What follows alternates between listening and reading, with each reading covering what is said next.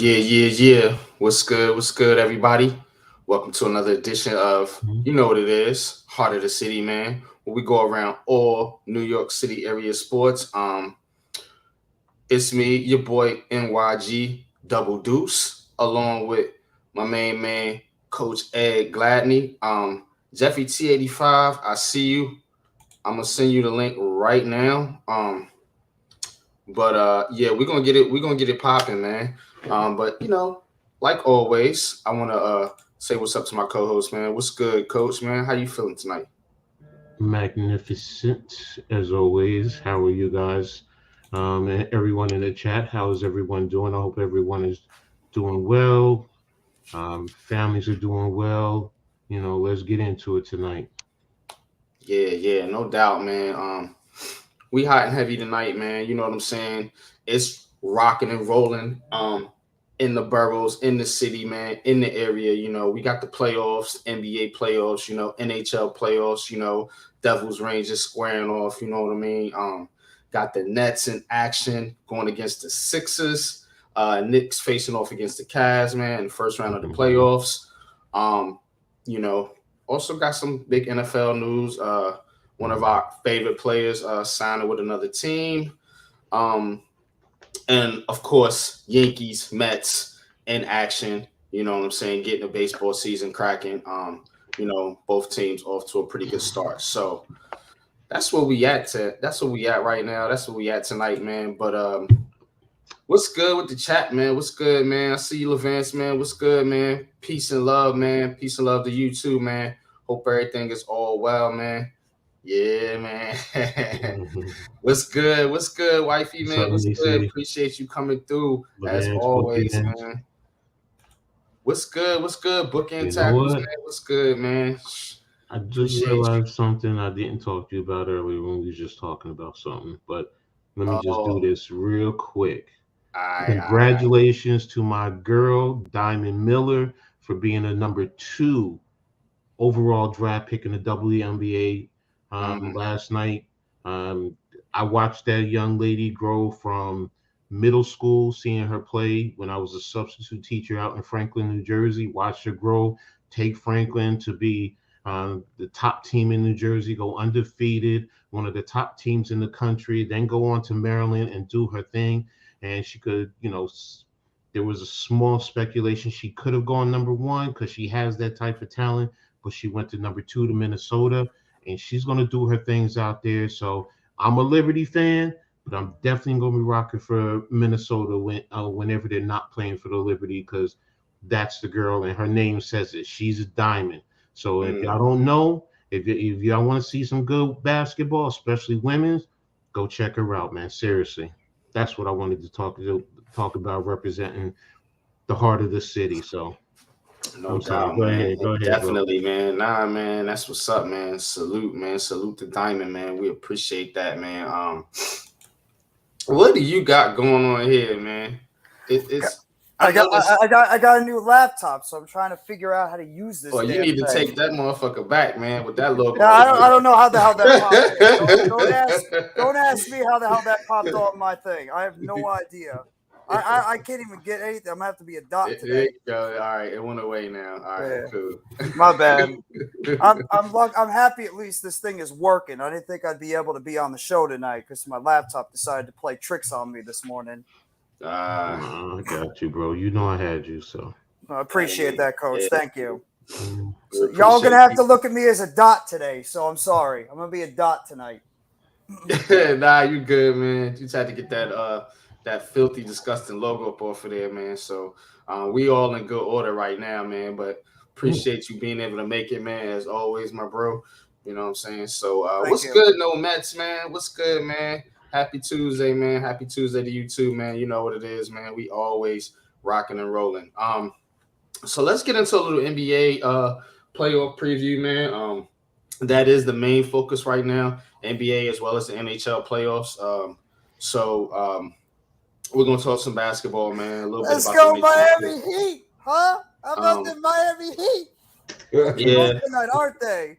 They getting spanked right now. Yeah, they're Zion, where are you, Zion? Where's our buddy cooked Zion up on. Zenith? Yeah, the Heat, They said man, that Miami. that logo is still showing on their side. Huh? No, I switched there. It should be a dot right now. He might be he might be a little behind the show. Um, Yeah. yeah, he might be Yeah. he might No, be a little I'm a, behind. you gotta get zoom up because I'm a dot right now. I can't get Yeah. my logo at the moment on my thing. Oh nah, you good, man. You good, man. But NBA, man, NBA playoffs, man. Let's get into this, man. So Mm. the Brooklyn Nets, they lost Sunday. They didn't play any of the starters. So coming into this matchup here against the Philadelphia 76ers, who swept the Nets in the regular season, winning all, I think it's 4 games they played. So in this matchup, it's going to be very, very important. The Nets try to limit and control. I think it's water. Control Joel Embiid here. So that's going to be the key to this to the Nets even competing in this series, which I think they can do. Now, what is going to be the rotation? What's going to be the Nets rotation? What is Jacques Vaughn looking at here from a rotational standpoint? As far as this, you got your starting 5. Who's going to be, the 3 or 4 man rotation coming off the bench? I think that's going to be interesting to see here coming in game 1 into this series. Now, the Nets definitely have had problems scoring at times this season, especially particularly since the trade. But they can get it done, man. If they're on with their 3-point shooting, that's going to be another key to this series. Can the Nets knock down their open 3-point shots? Because when they're hot, they're hot. When they're not, they're not. It's usually how it is. But the Nets don't necessarily have the players to kind of overcome cold shooting nights. So that's going to be one of the key things. Also, what are you going to get from some of these role players, from the Seth Currys, from the Joe Harrises, from guys like is Cam Thomas going to be in the rotation at all? I know he went off Sunday. That's been a hot topic amongst Net fans. So I'm just interested to see some of these things coming into this series. But Jeffy, talk to me about some of the keys in this matchup coming in here with the Brooklyn Nets. I see you, King Chris, man. Appreciate you coming through. Corey Kidd, appreciate you, man. Appreciate you stopping through, man. If you could, please hit that like button. Subscribe to the channel. We do this every Tuesday, man, for absolutely no cost to you. But Jeff, talk to me, man. How you feeling about this matchup coming in here? I was one of the ones that said I think they can push them to 7 games. Not saying the Nets going to win this series. This is the type of series you might want to lean towards the more experienced team here, but I do think this team can compete in this series against the Sixers, despite not winning a game in the regular season. But what you think, man?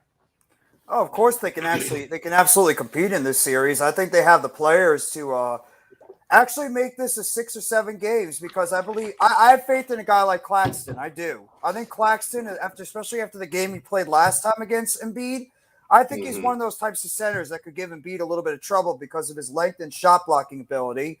You just have to wonder because Embiid's a little bit more athletically gifted of a center than a guy like Claxton, and plus he's a lot bigger. He's bigger than Claxton. If you might outmuscle him and try to give him a little bit of issues driving to the basket, but that's one of the things right there. And also your buddy, Mr. Dorian Finney-Smith. I think Mr. Dorian Finney-Smith has got to be one of the biggest keys in this game, in this series. Absolutely. He's got to show up. I think Finney-Smith is he's a good player, and he's one of the key players on this team where if he's hitting his shot from the outside and disrupting on the down low at the power forward position in terms of defense, he's definitely going to help out this Nets team, make it a little bit more difficult for the Philadelphia 76ers to operate offensively because Finney-Smith has shown that he's one of those key guys. When he's knocking down a shot, the Nets are a tougher team to beat. And I said the same thing about Cam Johnson. I'm expecting Claxton, Dinwiddie, and Bridges to be three of those guys that are going to go out there and they're going to perform. I'm not worried about those three. It's guys like Finney Smith, Royce O'Neal, Joe Harris, Seth Curry, Cam Johnson, the other guys on the team that have to give him consistent minutes and consistent scoring as well as defense on the court and not just go out there and have complete lulls in the game. And the Nets can't afford to have these games where they go 2 for 8, 2 for 10, 2 for 12 in about 5-minute stretches, and they don't score jack in that whole time. Otherwise, they're going to get blown away by the Sixers because the Sixers are a consistently good offensive team, whereas the Nets, they try to beat you more with defense. So I think it's going to have more to do with, those other guys not named Bridges or Dinwiddie or Claxton. They're going to have to go out there and give them consistent minutes offensively, defensively, and just try to make sure that they don't let this game get out of hand too much. And they got to be able to knock down their shots at a decent rate. Absolutely, man. Absolutely. I definitely think that. Now, one thing too we got to think about is how are they gonna guard James Harden? Do we think that Bridges can lock him down, or is that the matchup, or would you lean more towards a guy like Cam Johnson guarding James Harden here in this series? I would definitely have Cam Johnson. I would probably have Cam Johnson guarding against James Harden more often. No, actually, no. I take that back. I want to put Mikal Bridges against James Harden. I want to put my best defensive player against one of the best offensive players. I would put Cam Johnson up against Tyrese Maxey because I believe Maxey is one of the underrated players on that team because him like a Cam Thomas, he can go out there and start lighting it up from the scoreboard. So I put Johnson on Maxey. I put Bridges on Harden. Obviously, Claxton is going to have to hold his own. We're going to probably send a couple of double teams. So you're going to have Dorian Finney-Smith cheat over towards Embiid down low. But Claxton's going to have to do his job and not give him foul trouble against Embiid. And then you could put somebody like Finney-Smith. If not, he's going to play against Tobias Harris. So, and then obviously you're going to have Dinwiddie take care of D'Anthony Melton on the point guard position or Jaden McDaniels. So, I mean, that's how I put it. That's how I would go defensively. I like Cam Johnson as a defensive player, but I want my top defensive player on the team going up against one of those guys. So I would want Mikal Bridges going up against James Harden, go up against him, shut him down. Johnson can go up against Maxey. Claxton and Embiid can go at it, and then you can shade Dorian Finney-Smith a little bit towards Embiid at times. And then you see how you do it otherwise. I mean, I'm not worried about D'Anthony Melton or McDaniels at the point guard position to really go off. So, yeah, that's how I would play it. By the way, what's going on, Breezy? What up, man? Shout out to Heart of the City. I missed you guys last week, man. What's going on? Doing well, man. How you What's doing, bro? good, man? What's good, bro? Appreciate you coming through, man. Yeah, good to see y'all. What up, man? What up, Coach? What up, NYG22? What up, Jeff? I hear you, Jeff, talking about the Brooklyn Nets and the Philadelphia 76ers series. Yes. Yeah, we getting into the NBA preview real quick. You know what I'm saying, with the New York teams starting off with the Brooklyn Nets, of course, and the matchup against the Sixers. You obviously big fan, Breezy, man, with the Brooklyn Nets vlog, man. Shout out to you, shout out to your channel, shout out to your podcast, Who Run the City. That joint is dope as always, man. So what is your take on this matchup here with the Brooklyn Nets and the Sixers, and what do you think some of the keys to the series are? I talked about of course guarding Embiid, of course the 3-point shooting. Jeffrey talked about a little bit of the role players like Dorian Finney-Smith, man, and what they can do, man, on the offensive end. But what are some of your keys to this matchup, man? And do you think the Nets can compete in this series? Yeah, a lot of people thinking we're gonna get blown away. That's why I asked that question. Yeah. Well, yeah. To answer that, what I will say is I think one of the key matchups that people overlook is the Paul Reed, Daron Sharp matchup. Paul Reed, he's a tough at because he's in the top 10 in offensive rebounds right now for the Philadelphia 76ers. And Daron Sharp lost that matchup in the last regular season game. So we kind of need Daron Sharp to, match up with Paul Reed off of the bench. Otherwise, when Joel goes to the bench, they will pretty much hold the score where it is, or try to, take the lead or increase the lead, depending on the scenario, circumstances. So I think that's one of the key matchups: Daron Sharp and Paul Reed off of the bench. But what I think people are missing is the karma of this whole situation. The karma of this whole situation is that the process for Joel Embiid started in 2014 when he was drafted by the 76ers. He missed 2 years through injury, came back 2016. Ben Simmons was there. He missed some time because of injury. In 2018, this is where they effed up. They effed up. They drafted Mikal Bridges and they sent him to the Suns. He was drafted 10th place. Now, they didn't just draft Mikal Bridges. They drafted a hometown hero. He went to Villanova. He had two championships with two NCAA championships with the Villanova. And that being said, he was a hometown hero. He's from there, So again, our advantage, in my opinion, is Mikal Bridges is we can take home court advantage away from them in those first two games because of Mikal Bridges and what he means to Philadelphia. A lot of people don't even know that Mikal Bridges' mother worked for the 76ers at the time that he was drafted by the 76ers. I won't say they promised her that they would draft her son, but I'm saying this all to say because of they sent him out to Phoenix, and ironically, the Phoenix Suns went to the finals before Joel Embiid in the process.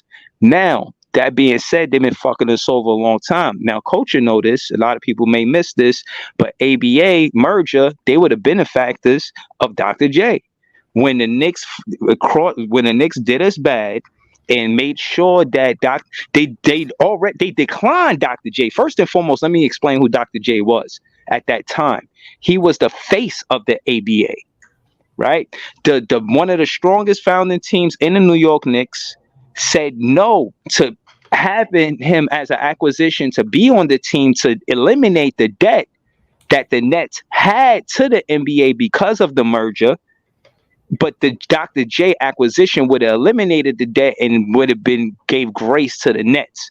The Knicks made sure that did not happen, and that's why Dr. J went to the Philadelphia 76ers.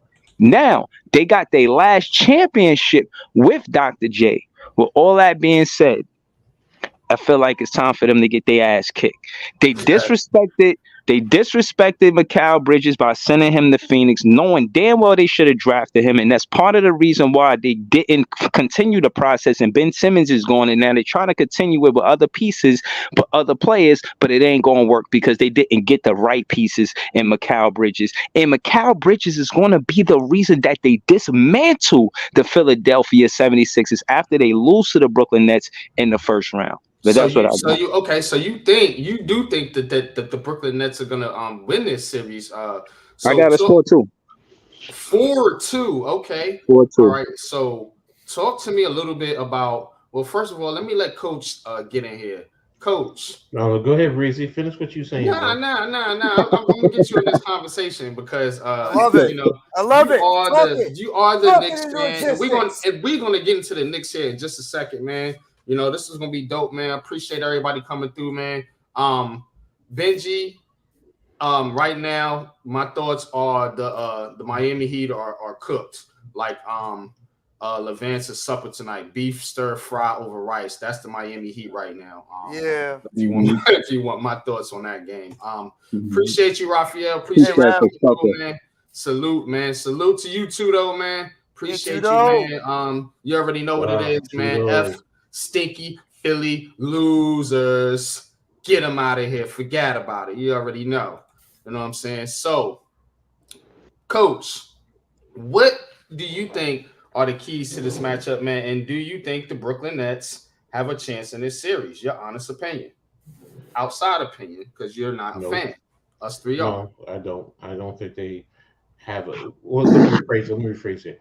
Anyone has a chance in the NBA, period. I mean, I don't care if you got swept. Anyone still has a chance. because it's the playoffs and you're playing in a 7 game series, and anything can happen within that series. But now the percentage of say more than likely, no. Do I think the Nets are going to beat them? No, I don't. I really don't. And the biggest factor is going to be Joel Embiid. I mean, you can sit here and try and match up everywhere else, but you really don't have anything for Joel Embiid. And he's going to come in and he's going to be hungry and he's going to put that team on his back and he's going to do any and everything. And you guys said earlier, somebody said, you're going to try and send a double team at him, which is going to open up other things. For example, James Harden, if you come off of him, you're leaving him open for a wide open three. So, and that's what's going to end up happening. And then Harden and him with the pick and roll. I mean, it's going to cause a lot of matchup problems. So, and plus in playoff times, where do you win? With your stars. That's where you win. You can talk about your role players and they're important and they're key, but you need those superstar players. And I'm sorry, the Nets don't have one right now. Can Bridges grow to be one? Yeah, there's that strong possibility, but at the present moment, no, you guys don't have that superstar to take over the game and bring it home in a sense. I hear Okay, that. that's I, fair. That's fair to say. Now I can one rebuttal thing that. one thing I will say here, I think the element of somewhat of surprise here, and the fact that the Nets don't have it's a lot of pressure on Philadelphia to win this series, Hmm. a Hmm. ton, and the Nets don't have any pressure. They can play loose. That's a dangerous team. I remember that old. I think it was the Denver Nuggets. They beat the Seattle Hmm. Supersonics in the Yep. Hmm. first round. That team had that Seattle was poised to go to the finals that year, and they ended up getting upset in the first. Now the playoffs was only 5 games at that particular time. Now we're playing a 7 game series, but the point is that when you have a team that doesn't have a lot of pressure, you have guys that have pressure like Joel Embiid and especially James Harden to win in Philadelphia, along with their coach and Doc Rivers. Um, I think that team could be playing a little tight. Um, so we're gonna see. We're gonna see, man. But go ahead, Breezy, man. Go ahead, finish your point, man. Before we transition over to the Knicks versus Cavs series and preview that joint. All right, thank you. What I will say to land the plane, so we can talk about other things, is the fact that Joel Embiid is always the go-to for all of these vloggers out here about how they gonna beat the Brooklyn Nets, and on the contrary, he hasn't shown that he could take this team to the promised land. Him being a superstar, quote unquote superstar. I don't care how good one player is, it ain't enough. Now Harden, same for him. He was on the West Coast, wasn't enough. He got to the East Coast. You see what he did with us. He put up too many shots when he shouldn't have. He played through injury when he shouldn't have, and he didn't want to sit down when he should have. Case in point is they not a threat. They not scary, and the only reason why we in sixth place is because Jacques Vaughn didn't coach the first 10 games. The Knicks are in fifth place because Jacques Vaughn didn't coach the first 10 games. They only 2 games ahead of us. So we talking statistics. The Nets and the Knicks were tied, and in that 10 game span, I'm confident enough to say that we would have been fourth or fifth seed in front of the Knicks. So that being said, I'm not worried about the seeding side of it. I'm again contrasting the experience. Spencer Dinwiddie and Doe or DFS, they got experience in the playoffs. Mikal Bridges That's and true. and Twin, they got more experience in the no, they went further in the playoffs than Joel Embiid. They went to the finals. Joel Embiid didn't go to the finals. So Good point. again, all of these points that these vlogs, no disrespect, but all of these points these vloggers are making about Joel Embiid, it don't stand up dealing with guys like Big Fan Pricey. Now, when you got So I just want to ask this question. All right. sure, You're saying he hasn't carried the. You're in the first round. Has he gotten out of the first round? who you talking about? Joel? Joel Embiid. All I want to know is, has he gotten out of the first round? Yeah, he got out the first round. Yeah. Okay, that's all I want to know. Go ahead. Okay. Finish on. All right. So, and I'll say this: as far as pressure, that's we got two advantages. One, everything that was said about the Brooklyn Nets is actually the Sixers. About the team being a championship or bust team, they breaking this team up if they don't get a championship this year. There's no way that the Philadelphia roster is going to be the same as next year if they don't go to the finals this year or at least the championship. Something has got to happen. Something's got to change. Now, that being said, the X factor, in my opinion, is knowing that they have all the pressure on them and none of it on us. And I feel like Mikal Bridges, for the reasons I said earlier, is going to take away the home advantage. Watch how many fans for Mikal Bridges is going to be there because of what he did in Villanova. Don't discredit that. Now, I will say this. I don't necessarily think that fans supporting Bridges, in his hometown is necessarily going to be that big of an advantage on as far as the game is concerned.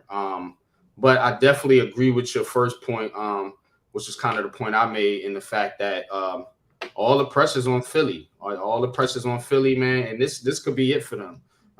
This could be their last little hurrah. You know what I'm saying? So that can play a big factor with a team. You get cold. The shit gets in your head. You know what I'm saying? And Nets are the type of team that can frustrate Philadelphia defensively. And you got to think about it too. You got to think about it too. Who on that Philadelphia team has really done anything when we got into the playoffs? It's what has James Harden done since he's been in the playoffs? He's well known for choking in the playoffs. Mm-hmm. I like Tyrese Maxey as a player, but you could put him in that same type of spectrum as a Bridges, as a Claxton, as a Johnson, a player that's a young player but hasn't really gotten it done consistently in the playoffs. All Sixers fans trash Tobias Harris, saying that dude sucks. And I look at the rest of their team. To me, honestly, that's a one-man team. If Joel Embiid is not going out there and dominating the floor, I don't know anybody else on that Sixers team that scares me. And honestly, what I saw from that last game from Claxton, I think Claxton has the opportunity to really emerge as a true big-time center if he can go out there and be able to man up against Joel Embiid. Because last time they played against the Sixers, Claxton did an excellent job. He outplayed Embiid the last time they went one-on-one against each other. So if Claxton can do his job against Embiid and not have Embiid go crazy, who on that Sixers team really scares you? Because Harden has not proven at all in the playoffs that he can just become a dangerous threat. He's been a career disappointment in the playoffs. So it's really just making sure Embiid doesn't get to the line too much and pretty much is like sitting at the line, driving to the basket, overpowering us down low, drawing a ton of fouls on us. If Claxton gets into foul trouble early, then we have a little bit of a problem because I like Sharp, but I don't think Sharp right now he's not developed enough to be able to handle Embiid. Claxton has got to be that dude. Claxton has got to take his game to the next level going into this playoffs, and he's got to make sure that he doesn't get absolutely destroyed by Joel Embiid. But after what I saw last game, I got confidence in 33 that he's going to be able to go out there and surprise some people. Yeah, man, absolutely, man. I definitely think this is going to be an interesting series to watch. Now, let's flip it over to the other New York team, man. The New York Knickerbockers facing off against the Cavaliers here in this first round. Now, the Knicks pretty much had their way with the Cavs this season. They beat them 3-1. A couple of those games were the Knicks absolutely dominated. But the main question here going into this series, in my opinion, is the health of Julius Randle. What are you gonna get from Julius Randle? Think he has a sprained ankle or something like that. If I'm not mistaken, what are you gonna get from Julius Randle, and is he gonna be up to full strength coming into this series? Now, you have the Cavs here, with Mitchell, and of course the matchup with him versus Jalen Brunson, who had an absolute phenomenal season this year for the Knicks. How is that matchup going to play? I think that's one of the main matchups here outside of the health of Julius Randle. What do you think? I'm gonna kick it over to Coach. What do you think is one of the keys or the key to this matchup here with the Cavs for them to potentially win this first round matchup? Now, I think the Knicks are gonna win this matchup. A lot of it does depend on Julius Randle, but Coach, what is your opinion on this matchup, man? And do you think the Knicks should be the favorite in this matchup here? Knicks don't have a chance to beat them. Oh man, go ahead with that. Go Stop ahead. with that already. Damn, Don't coach. have a chance. They don't have a chance. They have no one to match up with Donovan Mitchell. Mitchell's going to average 50 in this whole series. Ain't no way in hell he gonna Okay. average 50. Okay. Explain, elaborate. Who on the guards can guard him consistently? Quentin If you're going to Grimes. say Grimes is not equipped to handle him in a playoff series, this is going to be his first time in the playoffs. So he's going to be a deer in the headlights. He's gonna have to grow up quickly if that's. Yeah. the case. I'm He's not gonna going to have sit here and grow say quick. I don't disagree with that, but I mean, here's the truth: the Knicks are not going to win this series. That I'm going to say. Okay. It's probably going to be a 4-1, 4-2 series. Okay. And the first key is yes, Julius. Now, if you can get the way Obi has been playing these last few games, then I might change my mind. But Obi is the key. If Julius is not playing, and Julius is coming back, if he is playing, he's coming back from an injury. So, is he going to be in shape to play and go into a playoff series, a high intense playoff series? That's going to be the key. And is he going to be pressing too much instead of trusting his teammates out there? Right now, it's too many X factors. And then if you go in their backfield, it's not even just Donovan Mitchell. You got to respect Garland. You have to respect Garland. Yeah. And if you want to talk Grimes, okay. Our biggest issue more than anything is RJ Barrett. Bingo. RJ Barrett. That's exactly where I was going with you, Coach. Barrett is your key. That is your key. That is the problem. What Barrett are you going to get? And is he going to be consistent if he's playing well? I mean, and that's been a problem. And he's the same thing with Julius at times. If you double team him, he's inconsistent. He turns the ball over. He's one-dimensional because what does he always do? He always goes left. And he's trying to take it, be physical and drive into people. And then he's complaining when he doesn't get the calls. That's the issue. The second unit is probably better equipped to handle their starting lineup than our starters. How are you going to be able to deploy your lineup, Coach? Like, how many players is Thibodeau planning on playing? He's probably going to play 9. Knowing him, the way he's been playing all season, he's going to play 9. So your bench is probably going to be what? Toppin, if Julius Randle's healthy, Toppin, Hardenstein, Quickly, and Hart. Grimes isn't in the rotation? Grimes is starting. Oh, Grimes is so no Deuce McBride. Deuce McBride only come in an emergency situation. Okay. That's what it's been all year. When Brunson went down, then Deuce McBride got playing time. But when Brunson is back, his minutes are gone. So you're going to play 9. If you have to play 10, it has to be an emergency situation.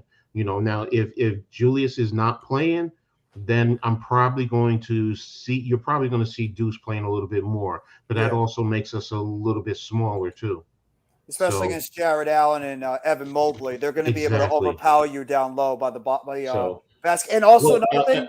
I'm not going to say they're going to overpower because we do still have Jericho Sims off the bench. How does Josh Hart factor into this, man? Because I know he's been kind of the player that a lot of Knicks fans point to, as far as them, getting a little bit on a hot streak.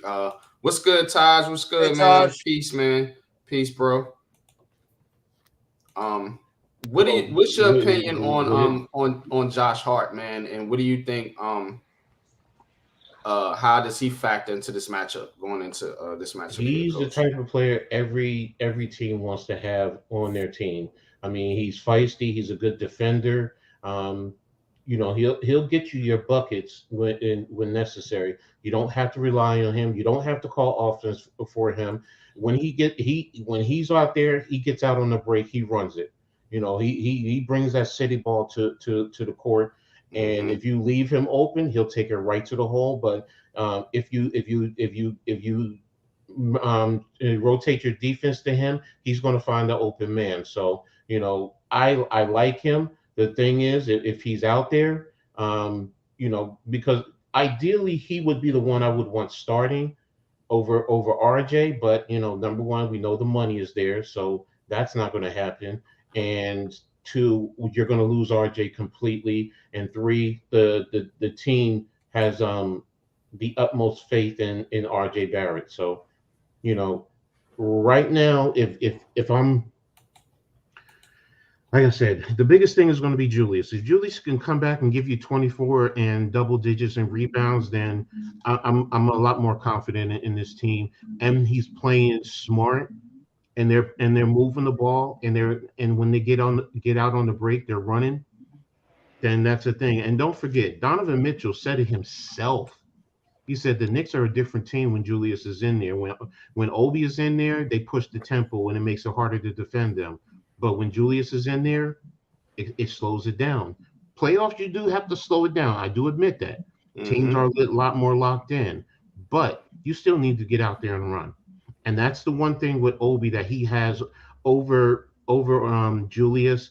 He Randall, can get yeah. out there, he runs, and then he can sky, and everyone's looking for him. And sometimes when he's doing that, he pulls players away from him, which opens up someone else. So, do the Knicks have a chance? Yes. Am I concerned that they're gonna get bounced? Yeah, I think they're probably more than likely gonna lose 4-2. Coach, I got a And No, question for you. go What ahead. about a guy like Mitchell Robinson? What do you think his impact is going to be in this series with him being that defensive stopper in the middle? Do you think he's going to be maybe a guy that could turn the series towards the Knicks? Because we know how good defensively he can be, and he's that shot blocker down low. He's just got to stay healthy and stay out of foul trouble. It depends on if Cleveland is What's shooting good, the Taj? ball. I see you, Uh, Taj, man. What's good, man? What's popping, man? How you feeling? Hey, what's good, yo? What's good, NYG, You got to have Jeff, that LeBron James thing in there, man. Cole? Come on. Yeah, Nah, man. what Big you matchup mean? tonight. Big matchup, man. LeBron? as far as that, as far as Mitchell, We I gonna win mean, tonight. Watch. he can be a controlling factor on the boards and with the blocks and intimidating, especially if they're trying to attack the paint. Yeah. I do expect them to try and attack the paint. Why? Because they want to get fouls on him. But Yes. the other factor is, what happens if they're starting to hit the rock from the outside? It takes him out of the game. Yeah. And That's true. Mobley can hit the rock consistently from the outside. So which is going to pull Mitchell right out of the paint, which then is going to allow Donovan Mitchell to do what? To attack and Jalen and Garland to do what? Attack the paint. So And you know Coach. what pains me too, Coach? I hate mhm. saying it because it brings pain to my soul. The two former Nets might be big factors in this series too. Jared Allen, Jared yep. Allen and Mhm. Karis LeVert. Karis Mhm. I think LeVert. I those was two going to guys, say that. especially LeVert off the bench, that guy could be a big factor for that Cleveland team. He's shown he can go off for 20, 25, 30 points. My bad, Well, Brizzy. No. I just wanted to ask Coach. With Julius coming off of the injury, you think he's 100? And the only no, reason why I asked the no. significance of it is you see what Harden, or you see how Harden hurt us by playing through an injury versus the Bucks. I wouldn't want to see the same for Julius. I'd rather see him sit down instead of try to compete and hurt the team. So, in your opinion, if he's not 100% on Saturday, do you think he's what, 80%? What you think? If he's 80%, he's going to be out there. That's any player, and that's on any level. I mean, Yeah. you can go to high school. That's any level. If they're 80%, they're going to be out there. And I get what you're saying. I get it. No player. I guarantee you. Every player has something that's hurting them, and they're not at 100%. Every player. You probably got players playing at about 90%, so it's the 80 to 90%. But Hey, honestly, now you saying like a nagging injury? it just nagging injury, or you have something that you know what, after the season you're going to get surgery to correct it, but you're just fighting through it. Every player, I guarantee you go to every team, there's always going to be players, a finger here, the wrist, the knee, an elbow, their back, the ankle, whatever it is, they all got, unless they're a guy who just doesn't play, then he's pretty much, you know what, he's That's true. he's clean. But everyone else, they got something. So So let there's me. go ahead. No, I just wanted to say, do you think that the Cavs will be dogs and take advantage of Julius' ankle, Yeah, like go at yeah, him, like? yes, yes, You should. Yeah, yeah. I Yeah. would. Breezy, let me tell you something. Let me tell you something. Okay, and this is not to say that I was a dirty player, but if I knew you had injuries, yeah, I learned that's some of the things we were taught when I first went to college, and talking to my teammates, they're like, yo, attack it if you can. If a running back has a knee injury, if you're wrapping up the knee, twist your body just a little bit, just to wear it down. And that's what you do. If you're playing basketball, you get guys moving. If they got bad ankles, you know what? That's what you want to do. You want to get it sore because it affects their movement, but it also gets into their head. So yes, you want every competitive edge you can get. It's not dirty. It's just, you know what? That's the reality of it. You hurting, bro. That's just the truth, man. And you know what? You fight through it. You I, fight through it. my last question, Coach, is: do you think that the Knicks could still win in Cleveland in those first two games? Oh yes. I'm not saying they can't. Listen, the Knicks could easily win the series. I'm not sitting here saying they can't.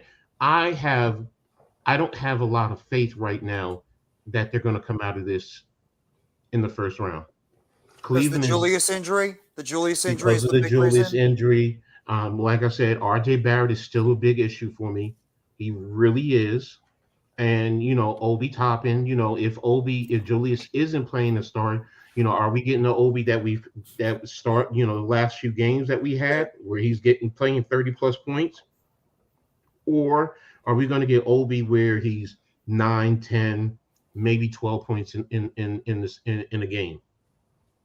You got Because Quickly too. Quickly could go off as well. Quickly is an offensive weapon when that dude is I just have going off. no issues with Quickly. I think he's going to do his thing. He's playing with great confidence. So, that's why I said the second unit, I have more faith in the second unit than I do with the starting unit. Agree with you, Coach. I agree with you 100%. That I think Quickly could be a serious threat coming off that bench. Just Mhm. light up the scoreboard, and if Quickly is on, that could be a big time advantage for the Knicks going into for the second team. And I say the same thing for the guy like Karis LeVert. If Karis LeVert can do the same thing for I had to Cleveland, mute up real quick, Breezy.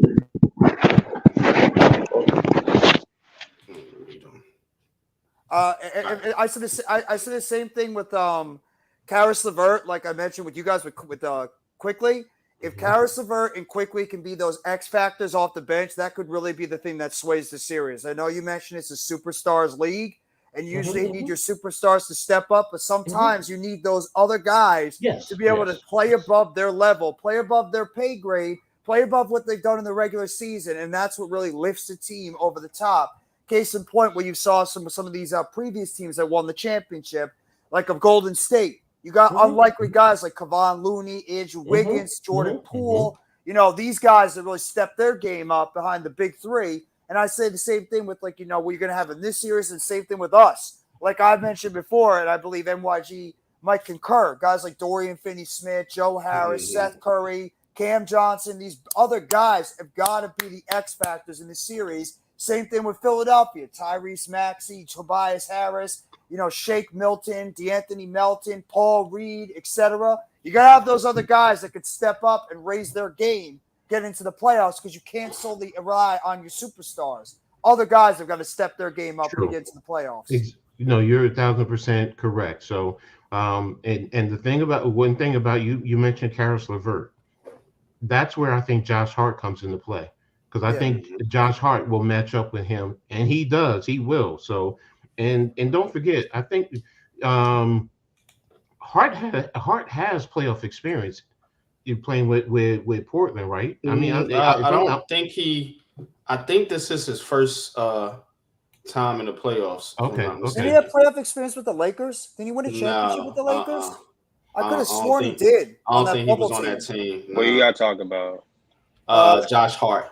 He wasn't he wasn't on on the that team? Lakers team that won the title in the Nah, bubble, nah, was he? nah, he Oh wasn't. no, he was involved in He the wasn't. trade for Anthony Davis. He was the Yeah. year before. Yeah, My yeah, yeah. fault. For 80, he was in the Pelicans. Okay, hmm he's Yeah, played in he's the never. playoffs with the Pels, I believe. He's not now. He's never been.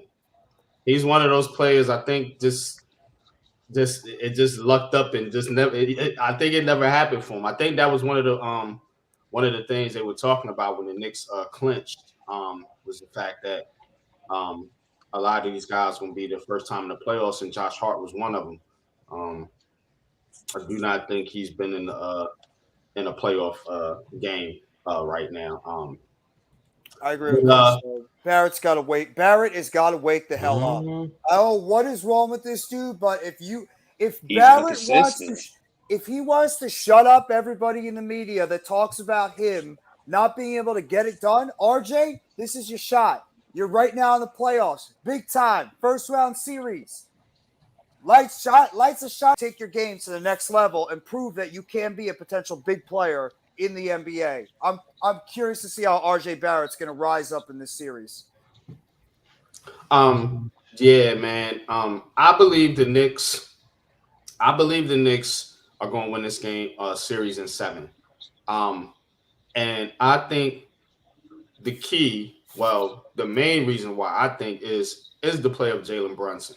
Jalen Brunson has been an absolute star this year. Just looking at their last matchup, I think he went over 40 something points. Pretty much, putting the Knicks on his back. That was without Julius Randle that they won that game. So now to your point, Barrett, Toppin, they both had okay games.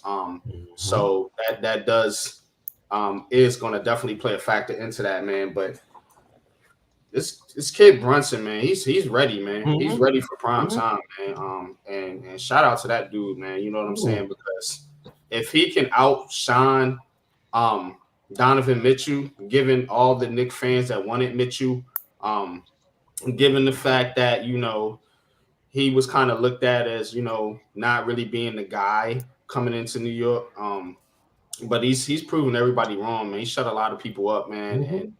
I think that dude's ready to play, man. I think he's gonna be psyched for this matchup to prove the Knicks made the right choice by basically, not trading for Donovan Mitchell. So that's what I'm looking at, man. That's what I'm looking at in this matchup, man. And I think Randall will play. Is he gonna be 100%? Probably not. But like Coach said, nobody is at this Mhm. particular junction of the season, man. You just gotta buckle up, man. Get out there, man, and ball out. You know what I mean? Pause. But I got a question too, real quickly. go ahead. Out of the two budding superstars, Villanova Wildcats in this area, which player really takes that next step in the playoffs? Bridges or Brunson? Brunson is already I proved think it. I think it's Brunson, man. I love Mikal Bridges, man. You know what I'm saying? But Brunson's just I think he's already there. I think he's already there, man. I mean, this I dude think is it's Bridges. I think Bridges is think there it's too. Bridges. I Okay. think Bridges is there too. He's shown it I already. think Bridges will have more of an opportunity, just because the Nets don't have a whole lot around him. So I give you that. But as far as being the guy, the superstar, man, like taking that next level, putting the team on his back, man, I actually think it's Brunson, and I think Brunson is going to have that opportunity because like we said, we don't know what we're going to get from Julius Randle. The So reason why I say Bridges is because I don't know how good of a defensive player is Brunson, because Bridges is all NBA defense. That dude Wow. is one of the top defensive You players at saw his that, position. Coach? So Yeah, I saw that. I saw I, that. I think Bridges is going to be the guy, and he's already shown he can score 25, 30 points a game and light it up for 40 anytime. And But defensively, see, Bridges is already emerging. and all right, I'll give you the defense with Bridges, but the thing that Brunson has is he controls the whole offense. Yes. That's what he brings. That He's the Bridges, quarterback, man. That's true. Our quarterback is Bridges, Dinwiddie. You're right. Our Bridges quarterback does is not Dinwiddie. do that. So yeah, he can score in buckets. So to me, that's where they're both pretty much even. It's they both do. Bridges can play defense. Okay, that's fine. But Brunson, he'll get everyone else involved. So it's just a little bit different. So Yeah, Bridges is not an ISO player. You know what I'm saying? Bridges is not.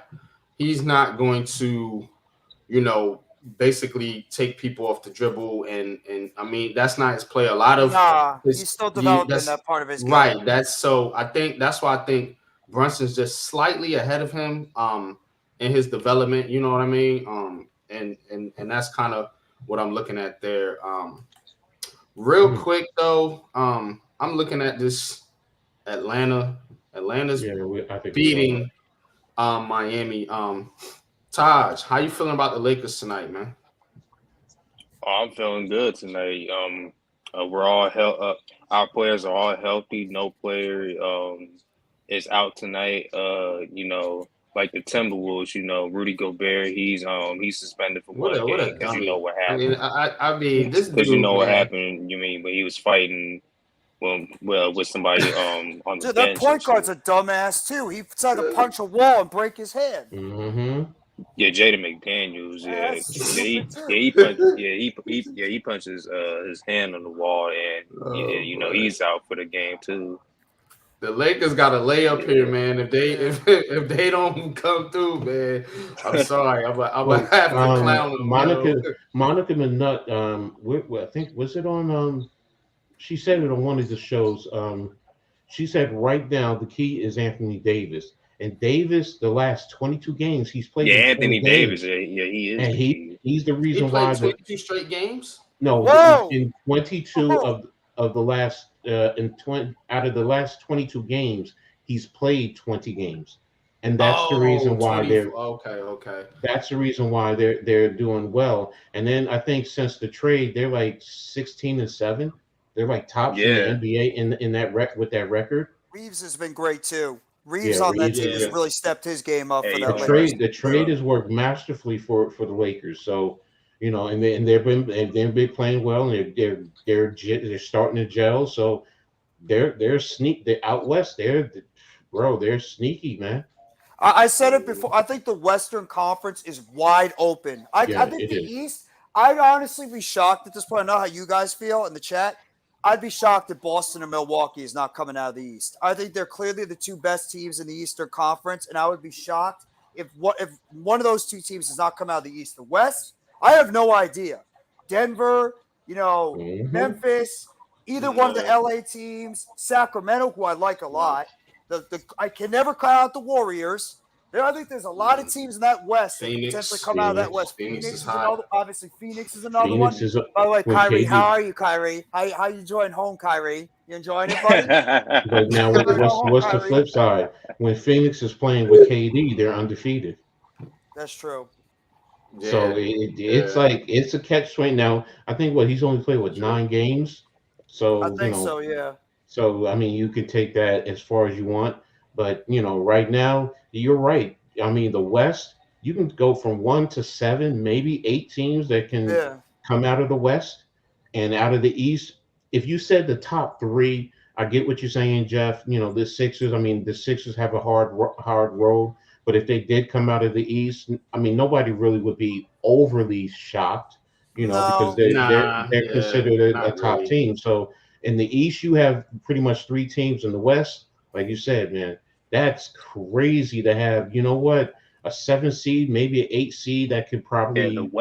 The West is tight right now. I love it. The West says if D'Lo and Beasley can hit most of their open jumpers, Lakers will win the West.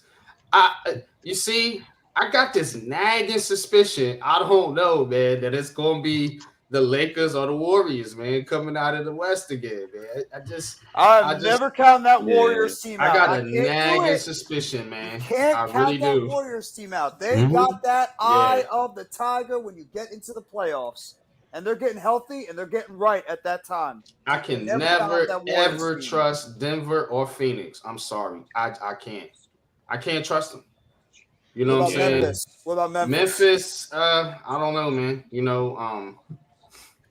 I mean, it's up to Ja, really. You know what I'm saying? I mean, what's he gonna do? You know what I'm saying? Yeah, Sacramento, it's been, a good story Sacramento, for them. yeah, I they love that still Yeah. Sacramento team. young, up and coming. I don't think they quite ready yet. Might give them a No, couple they're years. not They'll ready be yet. there. I don't think What so. about the But Clips? that's another team you can't really overlook. But they always seem they're like the Sixers of the West. You Mhm. can't They really just Mhm. trust either. You they're can't always overlook good, them. You but you can't really can never trust either. trust them. Right, Taj? Wait. Tosh, what's the status with PG-13? Is he out the first round series or is he playing? Yeah, Do he's you out the know? first round series. Oh, that's a blow already. Not having him out Mm. there. That's a different That, story than yeah. if PG-13 is not playing. Yeah, just signed Tristan Thompson for depth. He's still a big body, can get offensive boards. Yeah, I mean, the Lakers, they got a path. The Warriors got a path. I mean, a lot of these teams, man, I'm starting to lean more towards, you know, some of the top teams that kind of fell off, that are coming and getting their stride back, which is the Lakers and the Warriors. Some could say the Clippers to a degree. I never trust Phoenix, even back in the day when they had Barkley and Dan Marley, Danny Ainge, and all of them. They're just a team that always gets there and never wins.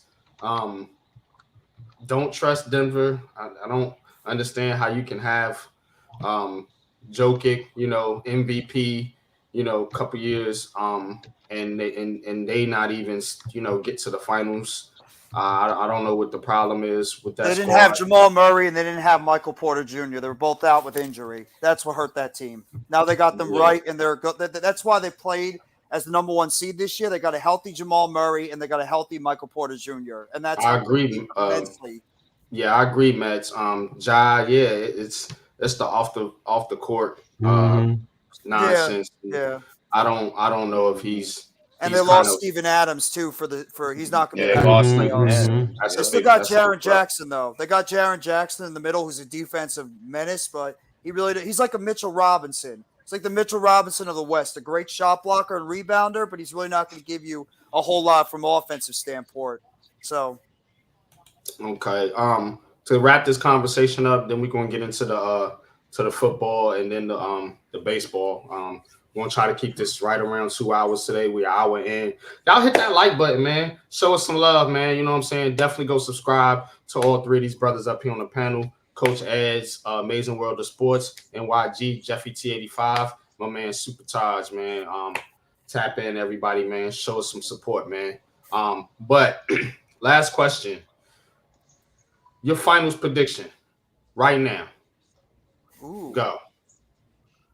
Uh this is gonna sound so cliched, but I'm gonna say Celtics Warriors. Rematch of last year. Mm, I like it. All right. Taj, Suns Celtics. Suns, Celtics. Could see that. God damn Boston. Coach, Milwaukee, Phoenix. Milwaukee, Phoenix. Okay. Um, I'm gonna go. I'm gonna go Milwaukee in the East. I do like the Bucks here. West. I'm gonna go Warriors, man. This is something. I don't know, man. I'm feeling like Warriors. I want to say the Lakers got a shot, but um, Mets kind of that would be my backup matchup. Lakers Milwaukee. I definitely think it's Milwaukee. My I dark horse would surprise you. My dark horse is the Kings. I think the Kings, if they get right, that team could be scary in the playoffs. I could see them winning the playoff series. Don't know about going all the way, but anything can happen. Don't get me wrong, but I think they're still finding their way. They need to get some playoff experience under their belt. before I can really trust them and pick them. I think this is gonna go to it's so tight, pause, but I think the reason it's competitive, it being that competitive, I think is gonna favor the experienced team. That's why I'm going Milwaukee in the East and definitely in the West. That Western Conference being so jumbled up. I think you're looking at the Warriors, man, a team like the Warriors or even the Lakers or Clippers. NYG, I got one more quick question. I'm just pumped up for the playoffs, but other Mhm. than the Knicks and the Nets series, what NBA first round series gets you the most excited? I'll give mine last. Like out of all the first round series that are coming up, which one are you going to be like, I got to sit down, I got to watch this series. I think it's going to be awesome. Um, Other I than think Knicks and Nets series. yeah, I think we gotta let some of the play-ins kind of play out, if you know what Yeah. I'm saying, because we don't know who all the matchups are gonna be, you know what I'm saying? But I'm kind of interested. The first round matchup is hold on, I'm looking at it right here. Um Taking my bias out of it, I'm not gonna say the Nets or the Knicks series. I'm gonna go Kings Warriors. That's that's one. That's gonna put the Kings to the test. This Kings team. If they are for real, look here. You know what I'm saying? You got the best of the best. You know what I'm saying? So we're gonna see what Sacramento gonna do, man. You know what I'm saying? That's gonna say a lot about that team. If they can go in there and knock off the Warriors, that would definitely say a lot about them. I would be interested to see a Lakers Grizzlies matchup. I think that would be dope.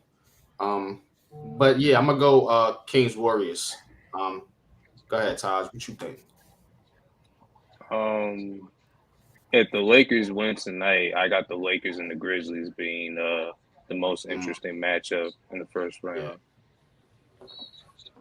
Agreed. That's where I was going to. yeah, But again, yeah. it I think depends on that's the a plan. Yeah. yeah this play-in round is going to be um definitely super important. Um, all right, man. Let's get into I was let's get going to into a agree with little you, bit by the of way. The same thing. It's the what you Lakers think. and Lakers and the Kings and the Warriors. That series is going to be so damn fun to You know, watch. you know what's Yeah. another one? You know what's another one now that I think about it? It depends on the Raptors. Because if they can win and they can get to the eighth seed, they give Milwaukee problems because of their length. And Yeah. it's already been True. said that they give Giannis so much problems with that, and they're long and they have long arms. They're tall, and Siakam, yeah, Scotty Coach, I'm so glad you brought Barnes. them up. I've been telling our okay, buddy Randy about that Raptors team. I'm like, that team's yeah, really, really scary if they get it together. They're healthy Hmm. now, and that team, like you said, has got length, and they got 5 players on that team that are battle tested that hmm have some playoff hmm experience. Yeah. Definitely. Siakam, Van Nick Vliet, all of Nurse, them. was a good coach. Good call, hmm Coach. I like that. Yeah, their coaches. Good point, Taj. Their coaches is definitely experienced too. You know what I'm saying? So um yeah, man. So now quickly with we're coming up on the draft, man. Here we're gonna switch gears here a little bit. We could still Oh, get into you talking about the NBA draft? the Please NFL don't draft. go there. Don't go there with me with the NFL. I mean the NBA draft. Because right now I'm heated with that. nah. Damn, baby, what is that? Oh no. Uh-oh. No, Oh that green no. dress. I mean, her dress is like, Yeah, I know what you're talking about though. What? yo, on the game they showed a lady in a green dress, and I'm just Yeah, like, in the green jazz. damn, like, and the way Her she's hair. sitting, it's like she damn near almost ready to expose herself. Oh. So, but no. I was saying with the NBA draft lottery and all Censor. this with Dallas, that's where I was going. So Oh we're yeah. Hmm Mark, yeah, Mark. Look, Yeah, here's man my said thing. Coach Ann spit facts, yo. Here's my About to thing get it. with the whole Dallas situation. Okay, we all know teams tank. We all know it, and it's obvious. But don't be coming at the Knicks talking that BS about, oh, we couldn't have gotten Jalen Brunson because of his parents. But then you turn around and do this because you don't want to give up that draft pick because if you win, you in the play-in. Yo, man, kick rocks with that BS, man. Because you're being a hypocrite. You being a straight hypocrite. If you want to tank, fine, tank, do whatever. We've all seen it. I'm used to that part. Sitting your superstars, I get it. But I hated that when you want to come after the Knicks and all this and that because first of all, you ain't offered a man a contract. How is it the Knicks' Mm-hmm. fault? You didn't offer a contract. You're telling this man you ain't worth 100 million, and he goes and he Yeah, balls that's out and he shows that he's worth that money. That's on you, Mark Cuban. If you had to put the money on Mark the table, Cuban, you would have had him. Plain and simple. the Plain and simple. overrated owner. You probably wouldn't have gone through everything you did. Kyrie probably would not be in Dallas. Sorry, Nets fans, but it's just, oh my gosh, that situation in Cuban, I lost the utmost respect in that man because you want to be a hypocrite. You want to come at a team because you saying you don't have a chance, but you ain't do your due diligence, and then you want to sit down and you want to act in this manner, man. Kick rocks with that BS. Mess said, That's why no, I don't. Mess said Cuban said he didn't have the opportunity to offer a contract. Man, Oh man. Oh my gosh. He's in first and foremost, he's in your camp. You could have tried to do an extension. You didn't have an opportunity. Man, suck my. Whoa, whoa, whoa, whoa, whoa, whoa. I Oh, popped I out for a mean that second. for I popped real. back in. I heard suck my whoa. Nah, Mark, man. Mark Coach Cuban said is Cuban said he didn't have the opportunity to offer a contract, Yeah. man. Yeah. oh shit. Hi, Kyrie. Hi, Kyrie. How you enjoying? How And you that's enjoying what that's going and golfing? and guess what? That's why Luca may end up leaving. And you know what? Good. Here's the thing. I hope he leaves and comes to Brooklyn. To be Oh, brutally stop. honest. Let's be honest, everyone but the Knicks underrated Brunson. Mm-hmm. If Luka Doncic comes to the Nets, I mean, get out of here, man. Him and Bridges, man, stop playing. No, I Stop know. playing. I'm just saying. I'm saying because I don't think it's gonna happen, but yeah, stop playing. That no, we all don't. My point being is he's coming to the Mecca, to New York City. Period. Whether it's the Knicks, he's not going to come to the Knicks. We already know that. So, yeah. my point being is, you know what? Why not Brooklyn then? Just because of that. And then Kyrie, I really believe Kyrie's leaving anyway. So That would be hella ironic. You get rid of Kyrie, and then Luka ends up signing with the Nets. That's an Exactly. upgrade. I'll Yeah, take it. absolutely. It's a Yes. 1000% upgrade. But that's my point, and my whole point is, you know what?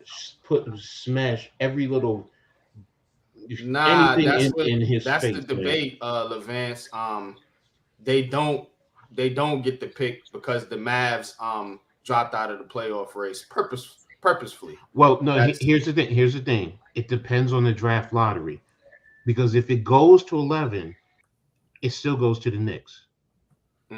It still goes to the Knicks. It's just that you purposefully are trying to maneuver it, and you were trying to move your way up in the draft positioning because you figured if the closer you are to the top, your percentages go up. Now, if he still gets to 11, then it still goes to the Knicks.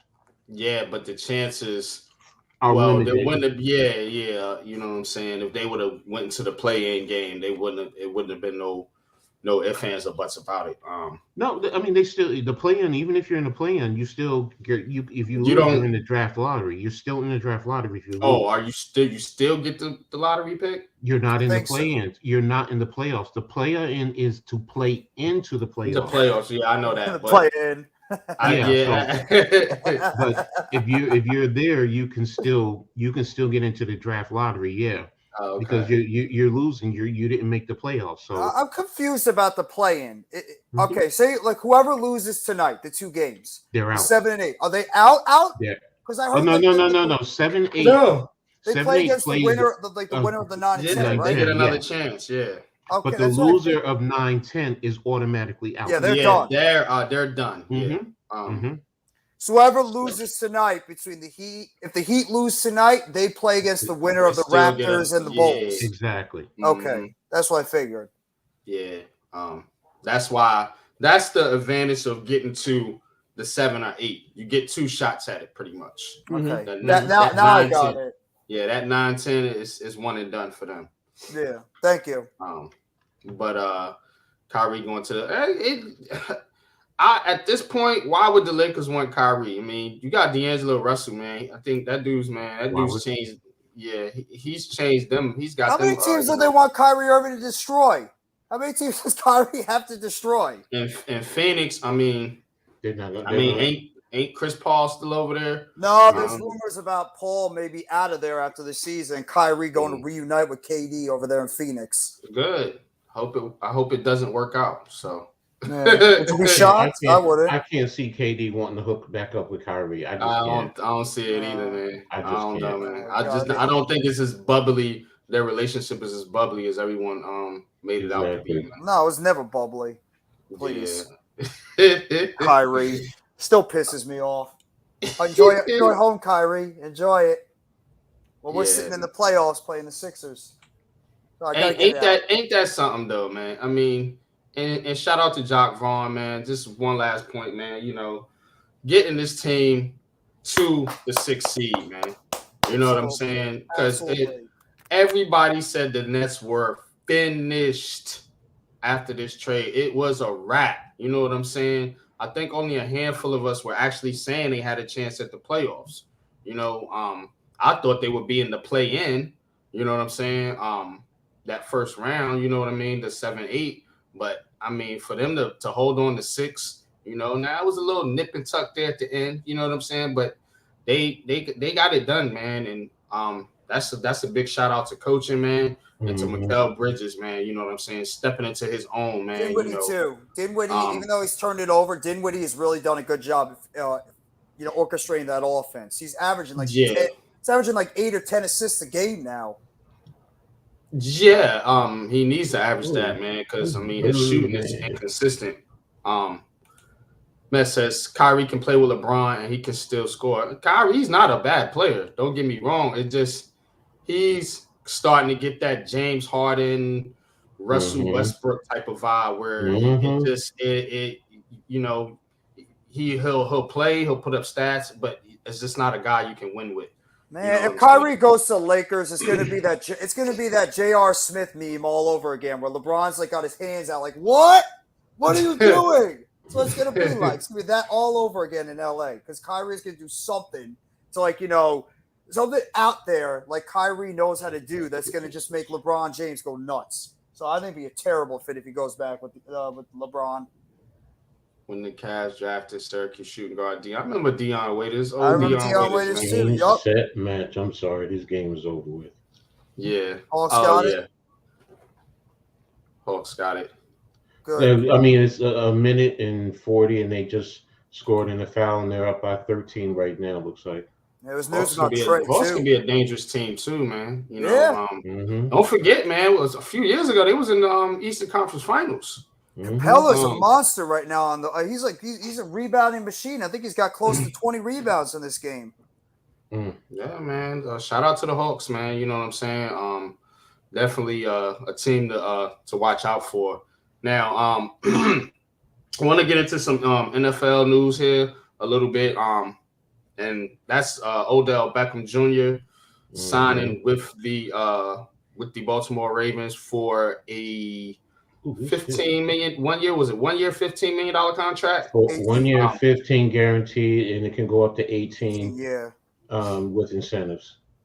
With incentives. Now, I know a lot of Giants fans was banging the table for OBJ. It's to not just Giants and Jets. Yeah, Jets won. Jets fans too. Absolutely. Let's not ignore the Jets here. Mm-hmm. Oh, come on, it's fun. Is it? Yeah, I know, man. We kind of diss little brother sometimes, little bro. You know what I'm saying? But Yeah, they diss themselves. They really do, man. They got Aaron Rodgers, man, holding him by the nutsack, man. Still in that damn hole. But check it out, man. 15 million, man. Yeah, I'm good, man. Shout out to Baltimore, man, for making that move, man. They trying to reel Lamar Jackson back in, you know what I'm saying? But yes, Mets, it makes a little bit of sense for the Ravens because of Lamar Jackson. That's it. That's the reason why it makes sense. Yeah. Trying to make Lamar happy. Because Lamar Jackson's looking at the squad and he's like, you guys never get me a number one receiver, a number one target, somebody, that is a true threat out there. Well, he's got that. He has Mark Andrews as a number one threat. He just doesn't have a right. Receiver. Receiver. You know what I'm saying? Wide receiver. Let's put it like that. Yeah, that's that was kind of the whole thing right there is that he never had a top receiver. So I think now looking at it, him going to Baltimore, Lamar Jackson still on the franchise tag right now. I mean, they can come to Lamar and say, hey, look, man, come back, sign this deal. Let's see if we can do what we can do with OBJ. We're trying. We're we're trying to help you, improve this team around you. Now, for and Nisi puts a good comment here in the chat. She says, hell, I was shocked when I saw he went with the Ravens. I thought he was definitely going back with the Giants. Now, the thing about with the Giants that to me never made sense was the money. You $15 million. The Giants got Paris Campbell and Slayton for under 15 million. And Crowder and Jeff Smith. Yeah, you could throw them in there too. They got 4 receivers for what OBJ was commanding. Now we thought the rumors was rumors. Like that dude really wanted 20 mil. Yeah. He really did. He really wanted 20 mil. And it says that because he basically signed for 15.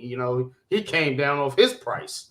You know what I'm saying? So look, man, I wish OBJ all the best, man. I'm not a hater, you know what I'm saying, at all. You know what I'm saying? I do pull for guys like OBJ. I do pull for guys like Lamar Jackson.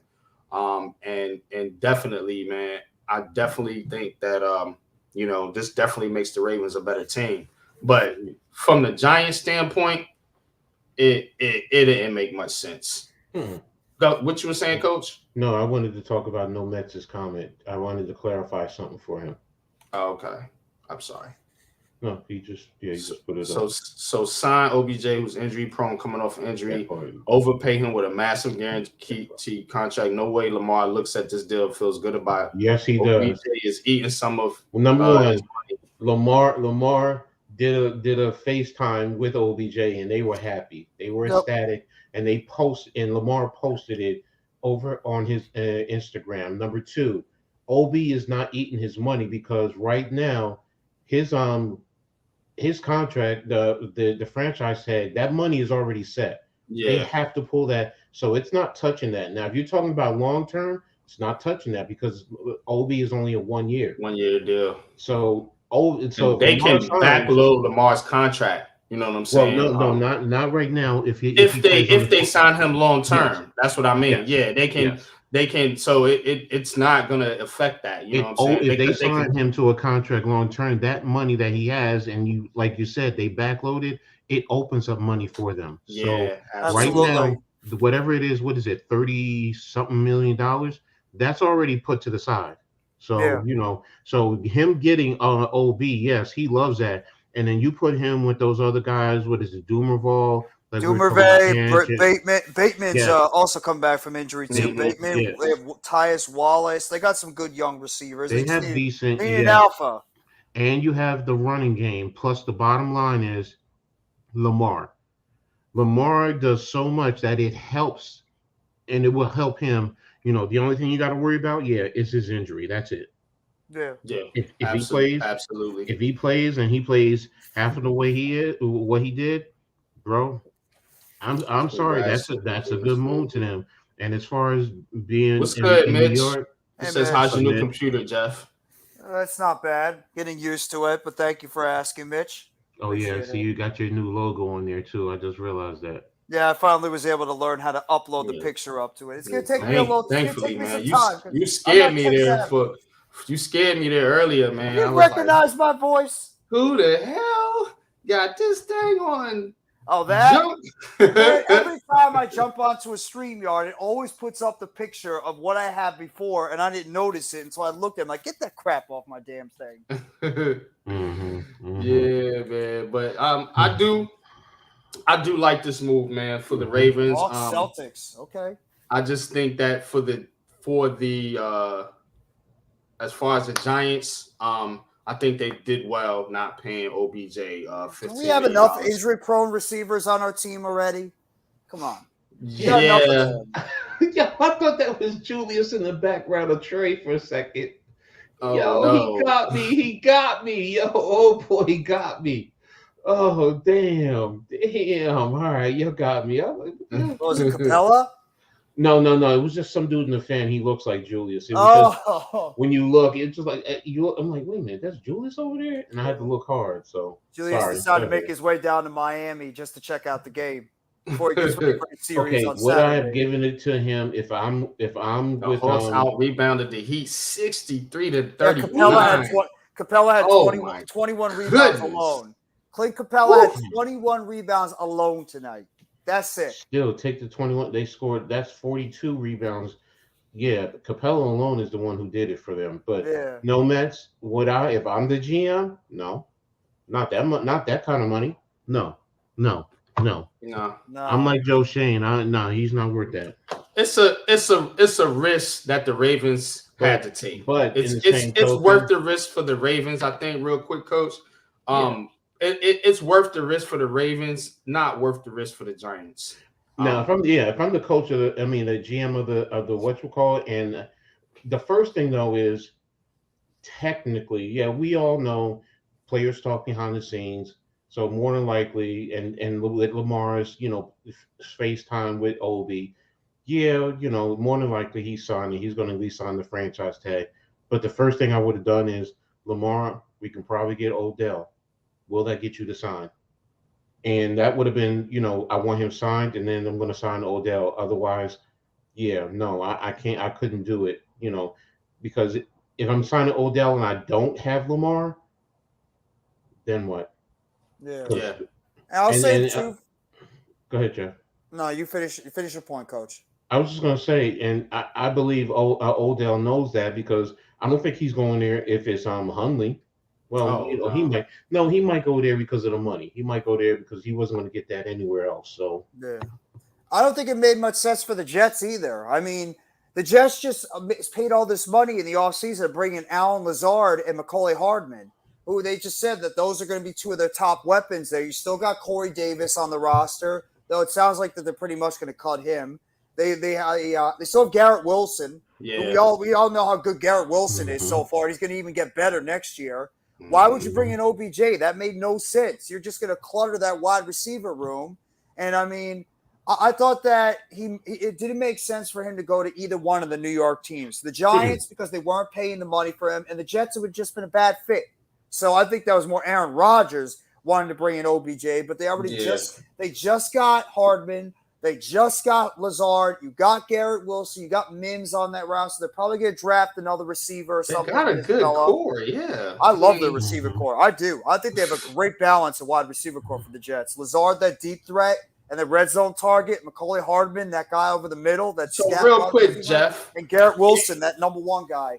You think Aaron Rodgers really looking at this Jets, because it seems to me, them bringing in Lazard, them sniffing around with OBJ. Is he really looking at this receiving court like he can't work with this? I mean, like you want an all-star lineup here. I mean, you got Garrett Wilson. You got a couple good tight ends. You got a hell of a running back room. You know what I'm saying? Yeah, it So sounds like Brees is going to be. The coach Salah said Brees Hall looks like he's going to be back by week 1, which is huge for the Jets. yeah, They can get man. Brees back.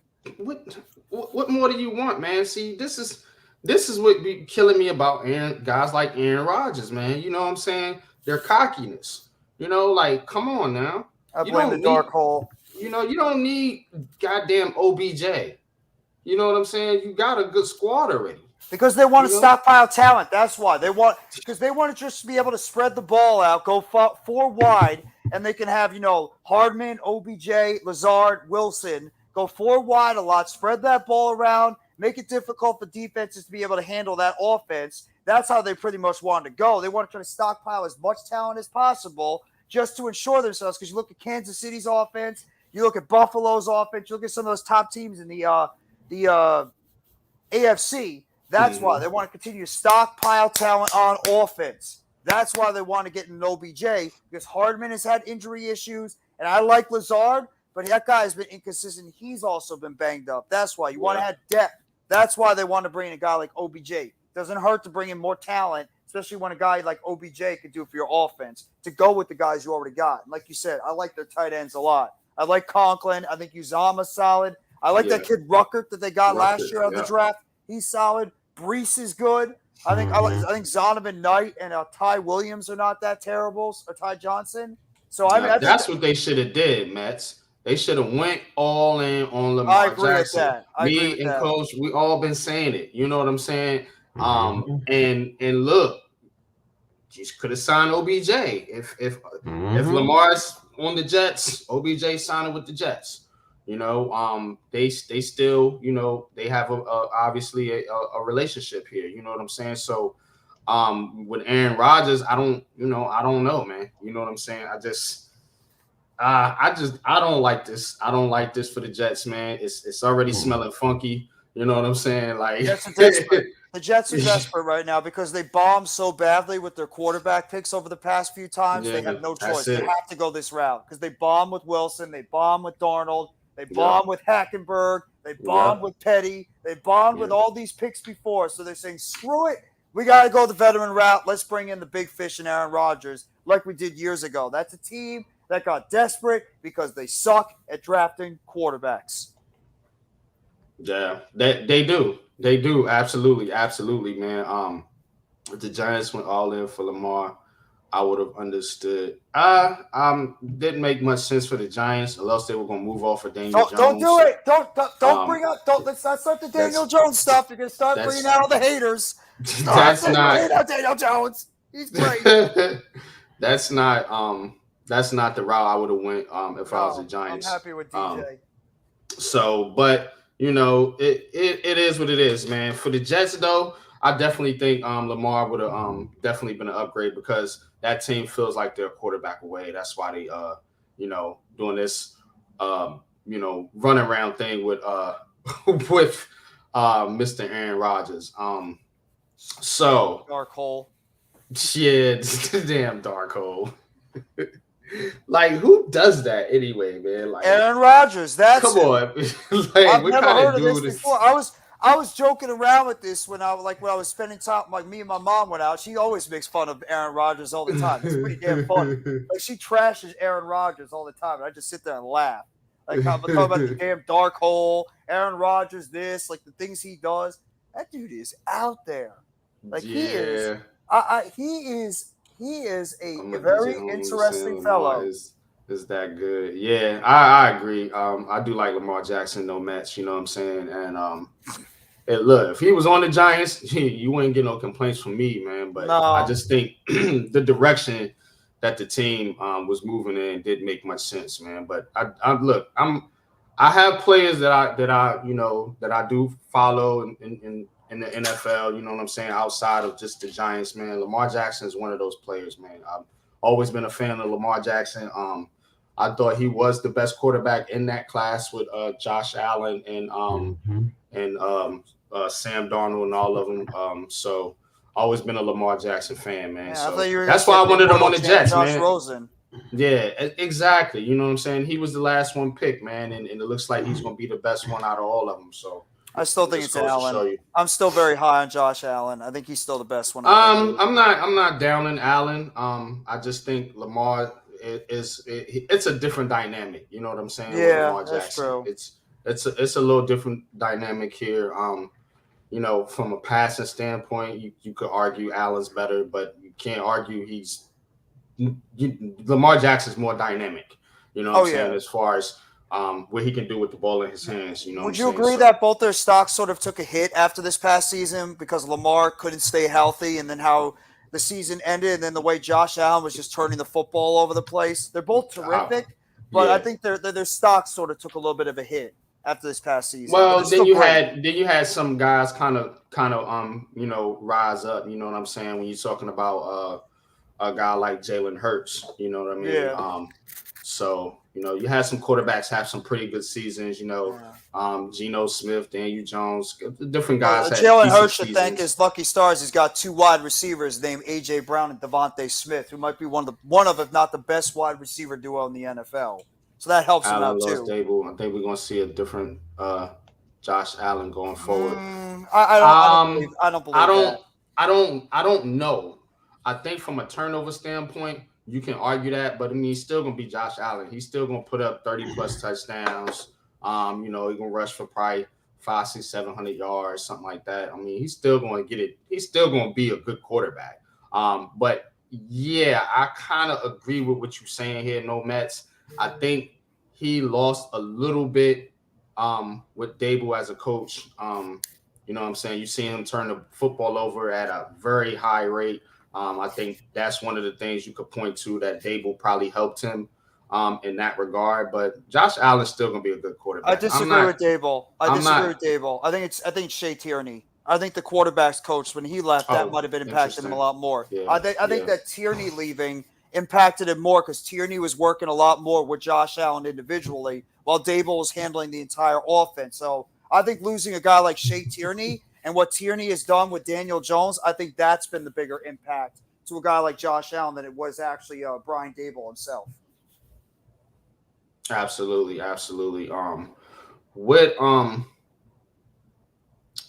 Okay. So, Coach, what's good, man? What you got going on over there, man? Got this smile on his face. It's your boy Stephen A. So no, talking about the Knicks. No, it's just he was talking about to the younger generation. I guess they're complaining about him talking about the Knicks, and he was just, you know, you're wet behind the ears, smelling like Similac. So that's why I just started laughing. So that's all. Yeah, I agree, Matt. It's gonna be different. I think he might you might see him turn the ball over a little bit at a higher rate. I'm not worried about Josh Allen. I think he's still great. I think he's gonna be good, man. Definitely think he's gonna be good. Where we at, man, with this draft, man?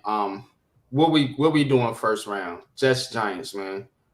What's your prediction? We're not gonna get heavy into it because I mean, I know, you know, honestly, a million mock drafts have been made by now. So we'll just touch on it briefly, man, and then we'll close it out with the baseball. I got my honest opinion.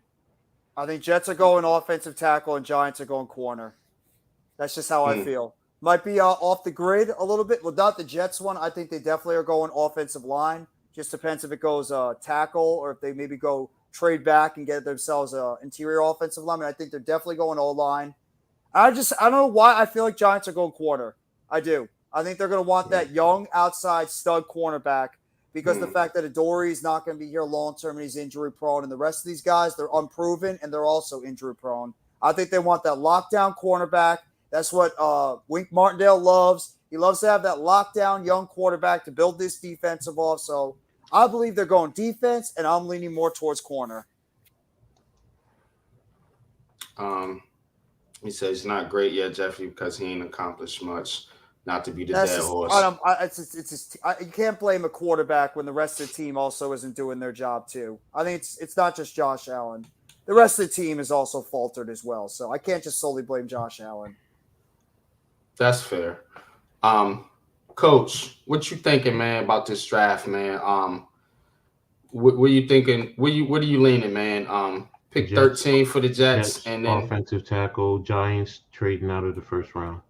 I knew you'd go that ooh, route. I knew I you'd like go it. trade.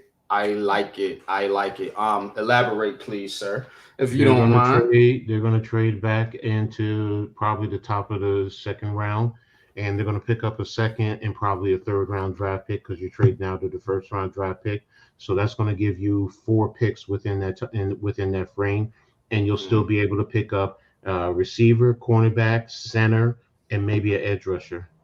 Mm-hmm. Either edge rusher or linebacker, one of the two.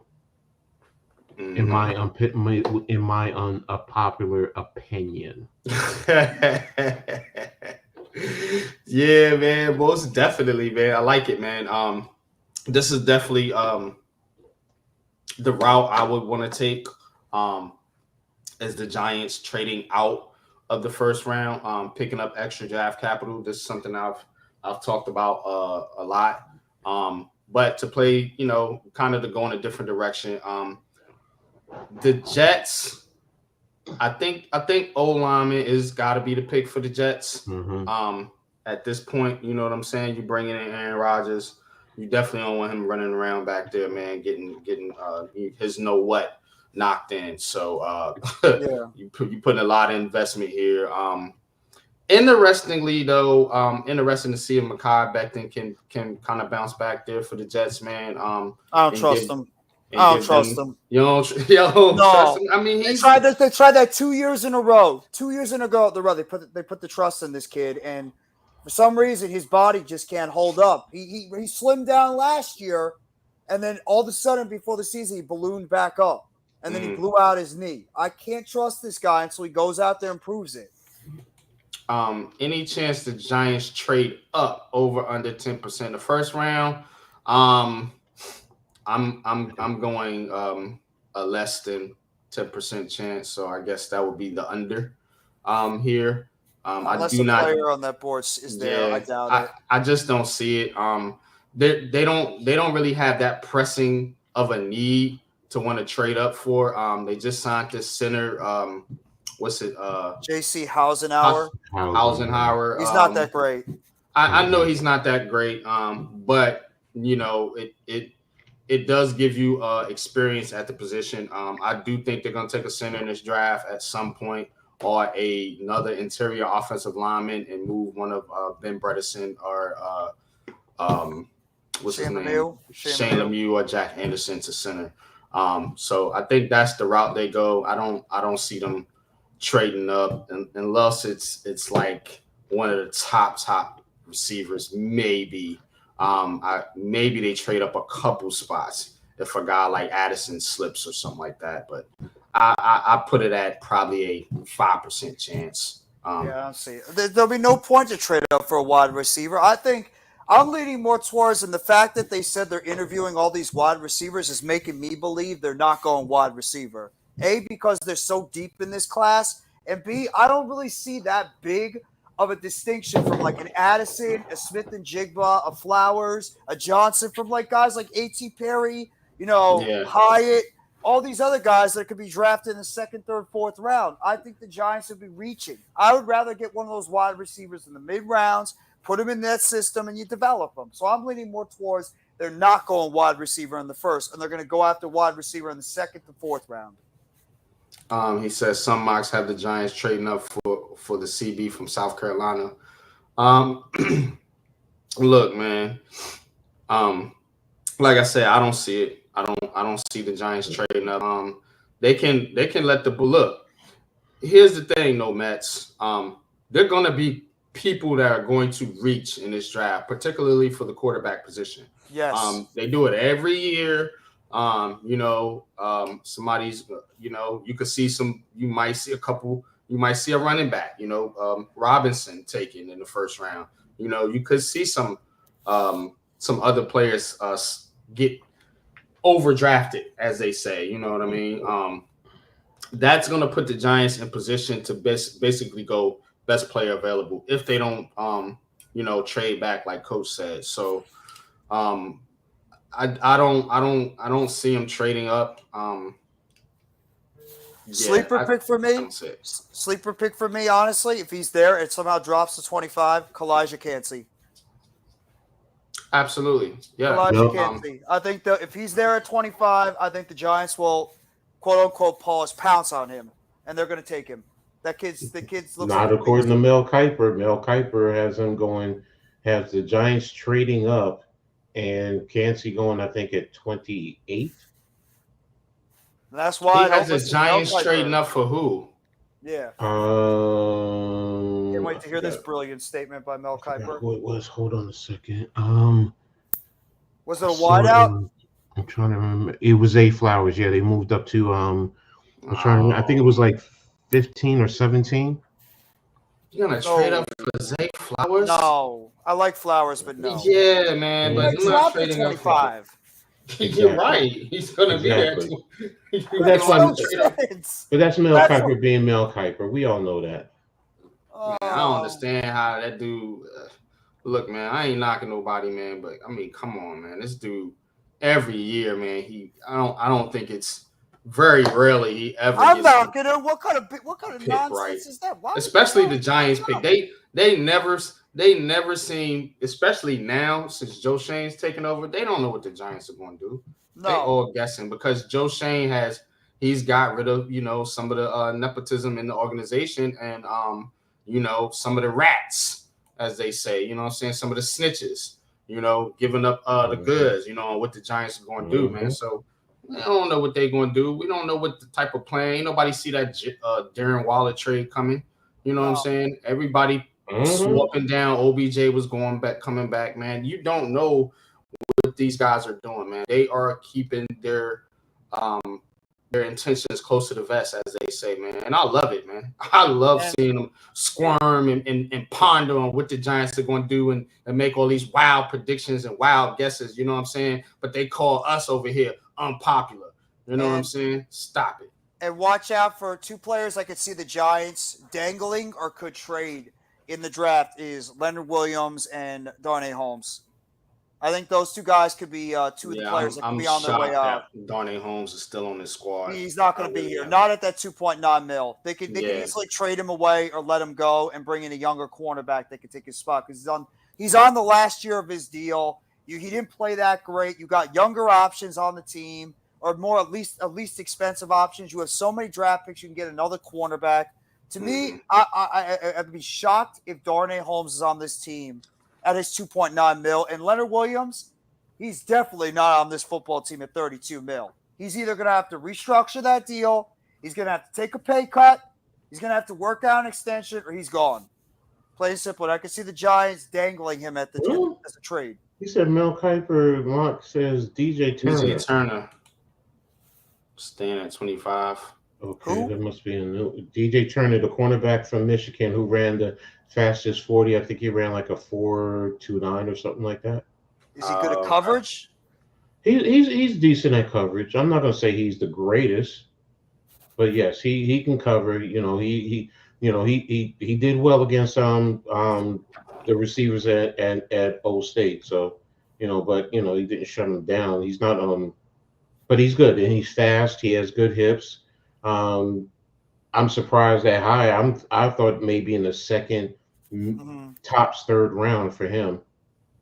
I think we're going to see a good run at cornerbacks in the first round too. I could see corner being one of those positions where you see 4 or 5 of them going off in that first round, maybe 6.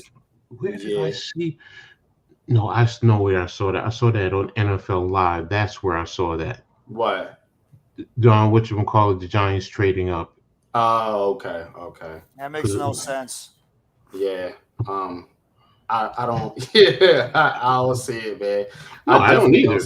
I don't see the Giants doesn't trading trade up. Shane he normally trades back. He doesn't really. I can't see if he's going to trade up. I can't see him making that big of a jump. No. If you said enough for a wide receiver. Exactly. If you said maybe the 22 23. All right, I could see it because he's worrying about somebody behind him jumping up. Okay, Agreed. I could see that. But to go that high up, no, no, no. Agree with you, Coach. I think they would trade up if there's a player that somehow falls around 22, 23, and the Giants have him high on their board. Then you could see them I trying will to say ambush this: their trade. if Jalen Carter is at 20, then I could see a trade. Oh my God! Please, Oh my. yes. Oh yes. Oh If my. he's there, absolutely. Run to the phone, Joe. Get Pick up it. that phone, get that trade up to 20, and bring Jalen Carter here. We're hearing That's a rumors about different the story. Eagles maybe going after him. Oh my No, God. I kind of if he drops in the top 10, Yeah, I Bookins don't see him trading going down. past. Trading down. I don't see him going past 10 if he's there at 10.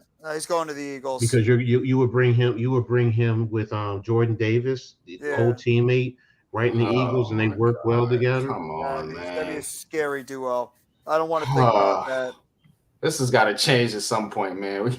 This team, I don't how. Oh man, They're good. They know how to draft defense and offensive linemen. They're we really need good at it. my man Bruce, what's his name, Brown, Brandon Brown, to unlock some of that magic here in this draft, man, and flip some of these picks, man, and get us some goddamn talent on these offensive and defensive lines, man, because we're gonna have problems competing, man. If we got it. They just can't stay healthy. You know what I'm saying? They all got banged up last year. We have talent. They just can't stay healthy. Second round, John Michael Smith. I can get with that in the second round. I'm just not with it in the first round. I want Weipler. If Weipler's there, that's the center. Either one. I like Olavatini personally. I'm higher on Weipler. I've adjusted. I don't mind if you go with any of the top 4. Who would you name as your top 4? I mean, in any, you can talking do John Michael Weipler, Schmitz, Tippmann, and Olavatini. Oh, you like Tippmann now because you have not been a big fan of Tippmann at all. Go look at my film breakdown. I just did, and I posted on my whatchamacallit. And I'm very detailed in terms of, and I have quite a few in there. I just did that in the Giants universe. Yeah, because you were not high on Tippmann at all. You were vastly against him. Yeah, he still has the leverage issues, but I see what everyone else was talking about, and hey, I have to open my eyes. So, and speaking on your Philadelphia Eagles that you were just talking about, because But who's Philadelphia Eagles? Not ours. I'm just being facetious. Because it says predicting who. This was on Bleacher Report. Predicting who could reset the NFL free agency position markets next year, and Jalen Hurts is one of them. And they're projecting 7 years, $345 million. Holy crap! Wow. Exactly. Wow. So and people are complaining about DJ. Jonathan Taylor, 4 years, $60 million. T. Higgins, 4 years, $105. Nick Bosa is 5 years, $151. Chris Jones is 3 years, $96. See, whatchamacallit with Tennessee and that right there, that's concerning for Leo. I mean, not Leo, for Dexter. Jeffrey Simmons? Yeah. That was $94 million. I mean, 4 year, 94 mil. 4 years, 66 guaranteed, 24 at signing. Wow. Yeah. What does that say about Dexter and Simmons? Williams too. Simmons was playing on a 10.75 fifth-year option. Yeah. So, what does that say about Dexter's contract? Oh, Dexter and Quentin Williams are the next two guys that are going to get paid a boatload. The Giants and the Jets better have money ready because their defensive tackles are going to get paid a ton. And they're looking right at Jeffrey Simmons' contract as that benchmark right now. For next year, the Giants are fine with it because you can – the thing is, if you renegotiate right now, if you can lower his hit now – and then put that into next year because we have what 100 and almost 200 million next year, if I'm not mistaken. Yeah, we got a lot of money on the. So, I mean, you still have to sign players. Don't get me wrong, but you could still do something with Dexter for next year. But what I'm saying is, with Simmons, that was 23.5 mil that his contract went for. Giants So fans are gonna feel fortunate with the DJ contract. I agree. We've exactly. been saying it the whole time. Some 40 will. mil is Some not going will. to be Yeah, you're crazy right, enough. Jeff. Yeah, we get it. There's always that wacky side of the fan base that's just can't reason with anything. They're stuck on their opinions. Which everybody has a right to. So They it respect is it. what it is. Um, I don't respect people that can't really reason or don't have I would say understandable uh merits for their opinions. I mean, just to say, like, hey, he's trash and yada yada yada. I don't. We can't do that. You know what I'm saying?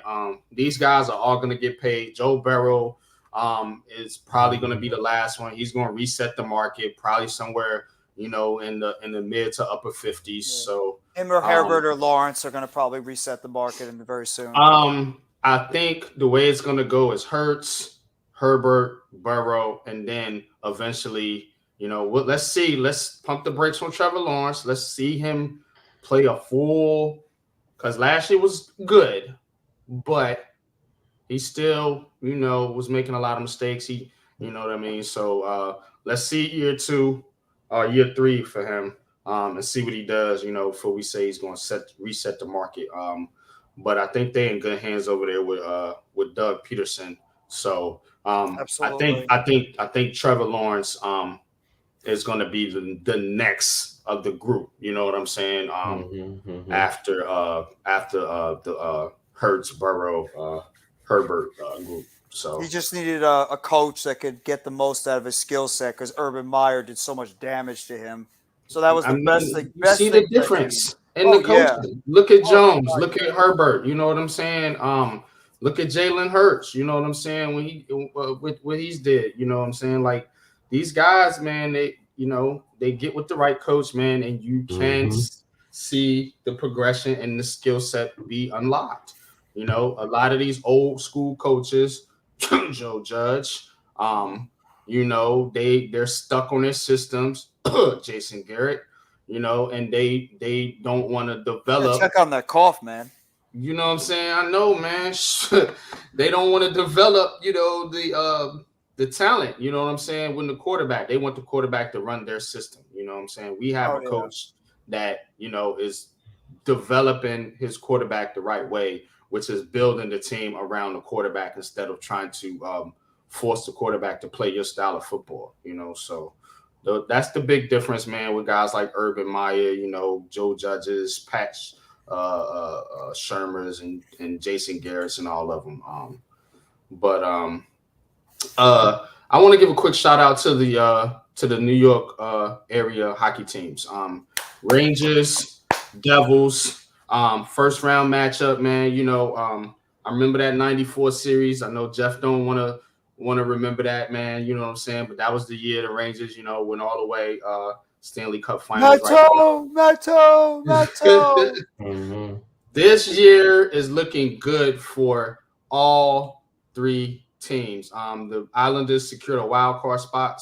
Shout out to them. Okay. Unfortunately for them, they got to go up against the Boston Bruins, who set a record. Yeah, 63 wins, and then they just did the points today, 133. Yeah. Yeah. So, always want to give the New York teams a shot, man. But the Islanders, they got the short straw, or whatever, you know what I'm saying, and this, man, because they're going up against a dang on juggernaut, man. Yeah. Boston has been playing very, very well here.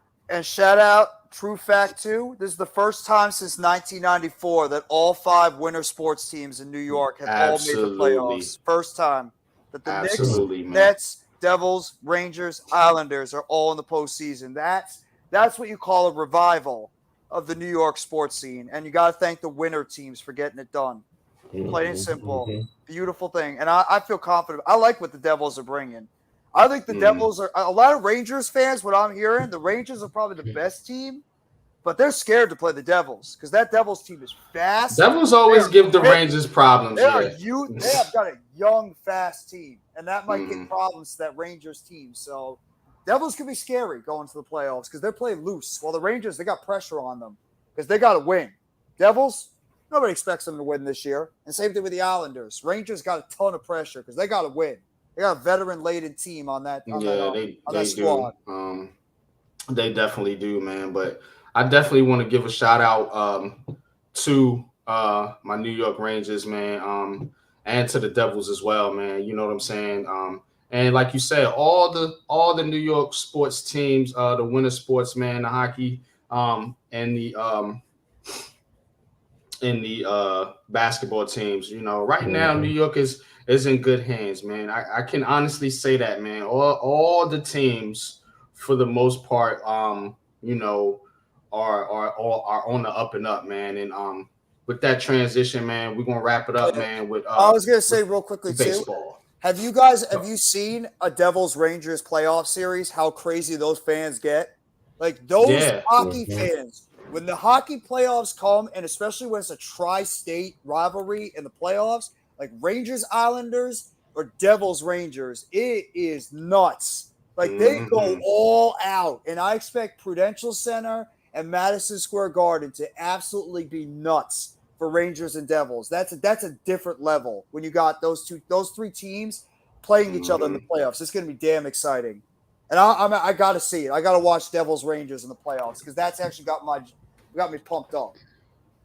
Oh yeah, me too, man. I'm definitely interested, man, in seeing this matchup, man. You know, like I said, man, it's really good, man, for the Rangers, man, to have a good goalie again. You know, I remember, Igor. I remember back when we had Lundqvist. Yeah, man. It you know I remember all the way with Mike Richter. Yeah, I was gonna say, yeah, man. So the Rangers have always had a pretty solid goalie. So you know, let's see, man. Let's see if we can hold it down, man. Remember those matchups with Brodeur and Richter? Those two Brodeur and Richter, goalies? yep. Martin Brodeur, yep. Yeah, and Brodeur used to stand on his damn head all the time whenever he was with the Devils at that point, and the Devils defense. That's what you're getting now. I mean, I think that a hockey, if you're a true New Yorker, the hockey gets you the most excited because that's giving you by far the most promise going into the future because all three of those teams, they're really good. The Islanders, I think, are a good team for a 7th, 8th seed. The Devils are a scary young team. Oh, yeah, that's who it was. I was trying to think of the big trade they made. It was for Patrick Kane. Yeah. Yeah. So, they made two big trades. They got another top-level scorer, too. Yeah, I just know Patrick Kane was one of the big names, man. I know he's a big-time hockey player, man. Big-time veteran. So multi-time Stanley Cup winner with the Chicago Blackhawks. And the Devils made a big trade as well. They got a big-time young player, too, on their team. So it's going to be fun. It's going to be a lot of fun. Absolutely. We're talking about hockey, guys. We're talking absolutely, hockey. Man. We are versatile over here. You know what I'm saying, man? Don't get it twisted, man. It's heart of the city, man. We mean all New York City area sports. We mean all New York City area sports. Let's go, Devils. Screw that. No, I'm just kidding. No, Rangers, man, all day, man. All day, every day, man. It's going to be a repeat of 1994. I'm telling you, man. It's going to be a repeat of getting eliminated in the second or third round. I just want to see Rangers a fight. Do. I want to see a fight. Oh, there's going to be fight. Coach, there's going to be fighting. Devils, Rangers, hockey in the playoffs, there's going to be fighting. They don't like each other. That's all I care about, man. That's all I care about when it comes to hockey. There's going to be fights in the stands. You're going to be seeing Devils and Rangers fans in the stands beating the hell out of each other. People don't understand. Those hockey fans, they don't like each other. You have a Devils fan and they see Rangers and Islanders colors, ooh, it's on. It's going to get brutal in those playoff series. And you got to remember, It's been a long time since we've seen a Rangers, Islanders, and Devils combination in the playoffs. So this is gonna be it's gonna be pretty fun. We have 3 chances, man. You know what I'm saying? We got 3 shots at this thing, man. You know what I'm saying? Well, 5 if you want to put the Knicks and the Nets in that group. One of y'all get it done. That's according to Coach, the Knicks got no shot. One of y'all get it done. One of y'all 5 teams. You know what I'm saying? One of y'all got no shot.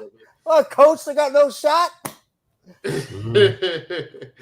Coach is so down on the Knicks, man.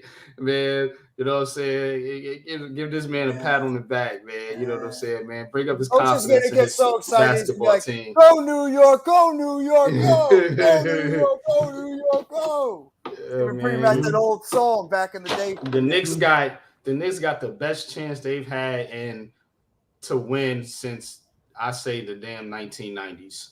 Yes, this is probably the best chance the Knicks, given what the East is offering, and given the team they got. If Julius Randle is right, this is probably the best chance I've seen the Knicks have, at least to make some noise. You know, maybe get to a conference finals, maybe. You know what I'm saying? So let's just see what they can do. You know what I'm saying? I'm a little bit higher on the Knicks than a lot of people are. I'm actually picking the Knicks as well to win. I'm picking. Yeah, I think they're gonna win this series. You know what I'm saying? I got the Knicks in 7, and I think the Nets probably come up short here in this series. Breezy says 6 games. I would be ecstatic if that was the case, man. But I just think it's going. I think it's 7. I think we're going 7. But I think Philly might be a little bit too much, but who knows, man? Stranger things have happened. I would love to see an upset in this first round. Me too. That would make me definitely happy, and to do it against Philly, who got us stuck with the stupid Ben Simmons trade. I would love to knock them off. Don't even get me started with that guy. I swear, if I got to sit there and watch James Harden going off in this series, I might just go into a Nets depression if that happens. That's gonna really get me. I'm gonna lose it. Like, this jackass couldn't play this well for the Nets when he was there for a year and a half, but he goes against the Nets in the playoffs, and all of a sudden he turns into LeBron James in the playoffs. Like, that would just set me off.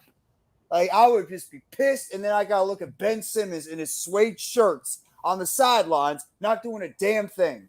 That's going to set me off as a Nets fan. I got to see that. All right. We're going to wrap it up with a little bit of baseball talk. How you feeling about your Mets, Jeffy? What's good, man? Talk to me about this Mets team right now. What has stood out to you, man, these first couple games in the baseball season? Well, first off, I'd say probably the player that stood out to me the most has been Kodai Senga. He's had 2 impressive starts so far for the Mets, albeit it was against the Marlins. But still, Senga with that forkball, he's looked great. And then Scherzer yesterday, he was off to a terrible start in his first couple of starts overall, but he really picked it up, and he pitched a great game. Great game yesterday against the Padres when they shut him out 5-0. Not as good tonight. Peterson only gave up 2 earned runs, but the Mets offense just couldn't get it going, and we've been a 500 team. That's what I can say about the Mets right now is they're a 500 team, and I'm going to keep saying this. I'm going to keep banging the table until it happens. Where are the kids? Give me the kids. Where's Brett Beatty? Where is Mark Vientos? Where is Ronnie Mauricio? You already see Alvarez in there. I want to see the kids. I'm tired of seeing Eduardo Escobar and Daniel Vogelback and, Tomas Nido and Omar Narvaez, who's out for 8 to 9 weeks with an injury. I want to see the kids. I want to see what you guys have with Volpe. I want the kids up here. Give me the kids on this team. That's what I'm looking for. Because right now, I'm not getting it with the guys we have on this team right now. So I'm waiting for that. Nimmo's been off to a little bit of a slow start so far this year. I mean, he's not hitting. Alonso, he's been knocking the ball out of the park, but his average has been low. McNeil and Lindor have been up and down, but the pitching staff is what worries me the most, I'd probably have to say, because McGill has been up and down. Scherzer's had 2 out of 3 of his starts not be good. Peterson, I feel bad for him. He didn't pitch that terrible tonight, but they couldn't get enough. But I mean, the Mets are playing like a 500 team right now, and I think a lot of it has to do. We might be getting Verlander back, which is thank the Lord because we need Verlander back. I mean, the pitching is what worries me the most. The hitting, I think, will come around eventually, but I don't know if this pitching staff, as currently constructed, is going to be able to hold up because Quintana is still going to be out for a long time. I like McGill and Peterson, but I think they're eventually going to come back down to earth. And I think Senga's going to eventually, run into some trouble. He's not going to be pitching this great. So Mets are pretty much playing like a 500 team right now, and a lot of it has to do with their inconsistent offense and also with the fact that their pitching staff scares the hell out of me because I think they're up there in age, and also the fact I just don't know if I can trust these guys going forward. So Mets are playing; they're 500 team right now, and the Braves are getting off to a hot start, even though the Phillies have been terrible so far this year. So it's really been the Braves that scare me the most in the NL East. But yeah, 500 team. That's what I think about the Mets right now. How about your Yankees, guys? Man, I'm loving what I'm seeing from the Yankees right now. Garrett Cole seems to be back on track. He looks like the old Garrett Cole right now. 3-0, right around a 1.4 ERA, I believe. He's getting it done. Aaron Judge is Aaron Judge, of course. We got Cordero, Frankie Cordero. This guy is young prospect. He is a young outfielder. He's been on fire. I think 3 home runs in 3 games. So he's been lighting the bat up. Oh my God, Aaron Hicks hit the ball. Aaron Hicks, man. I mean, yeah. Hopefully, this guy can put Aaron Hicks on the bench for good. I'm so sick of Aaron Hicks right now. He is a huge hole in this lineup, and he's not even that good in the outfield anymore. But Gleyber Torres got off to a pretty good start. That's good to see him kind of starting to turn it around a little bit. Having DJ LeMahieu in his lineup definitely makes a world of difference. Remember, he was hurt, banged up pretty much all last year. So the Yankees look like the Yankees. What's always been the Yankees' problems is staying healthy. So if we can maintain, our lineup, mixing in guys like Volpe, guys like Cordero, mixing them in the lineup. What about Peraza, the young kid Peraza? Is he going to be called up soon? I don't know, man. I think Peraza, they got him in AAA right now. I believe so. Yeah, I think Volpe is going to get sent down eventually. Volpe is starting to struggle in a little bit. Yeah, I think they're going to send him down.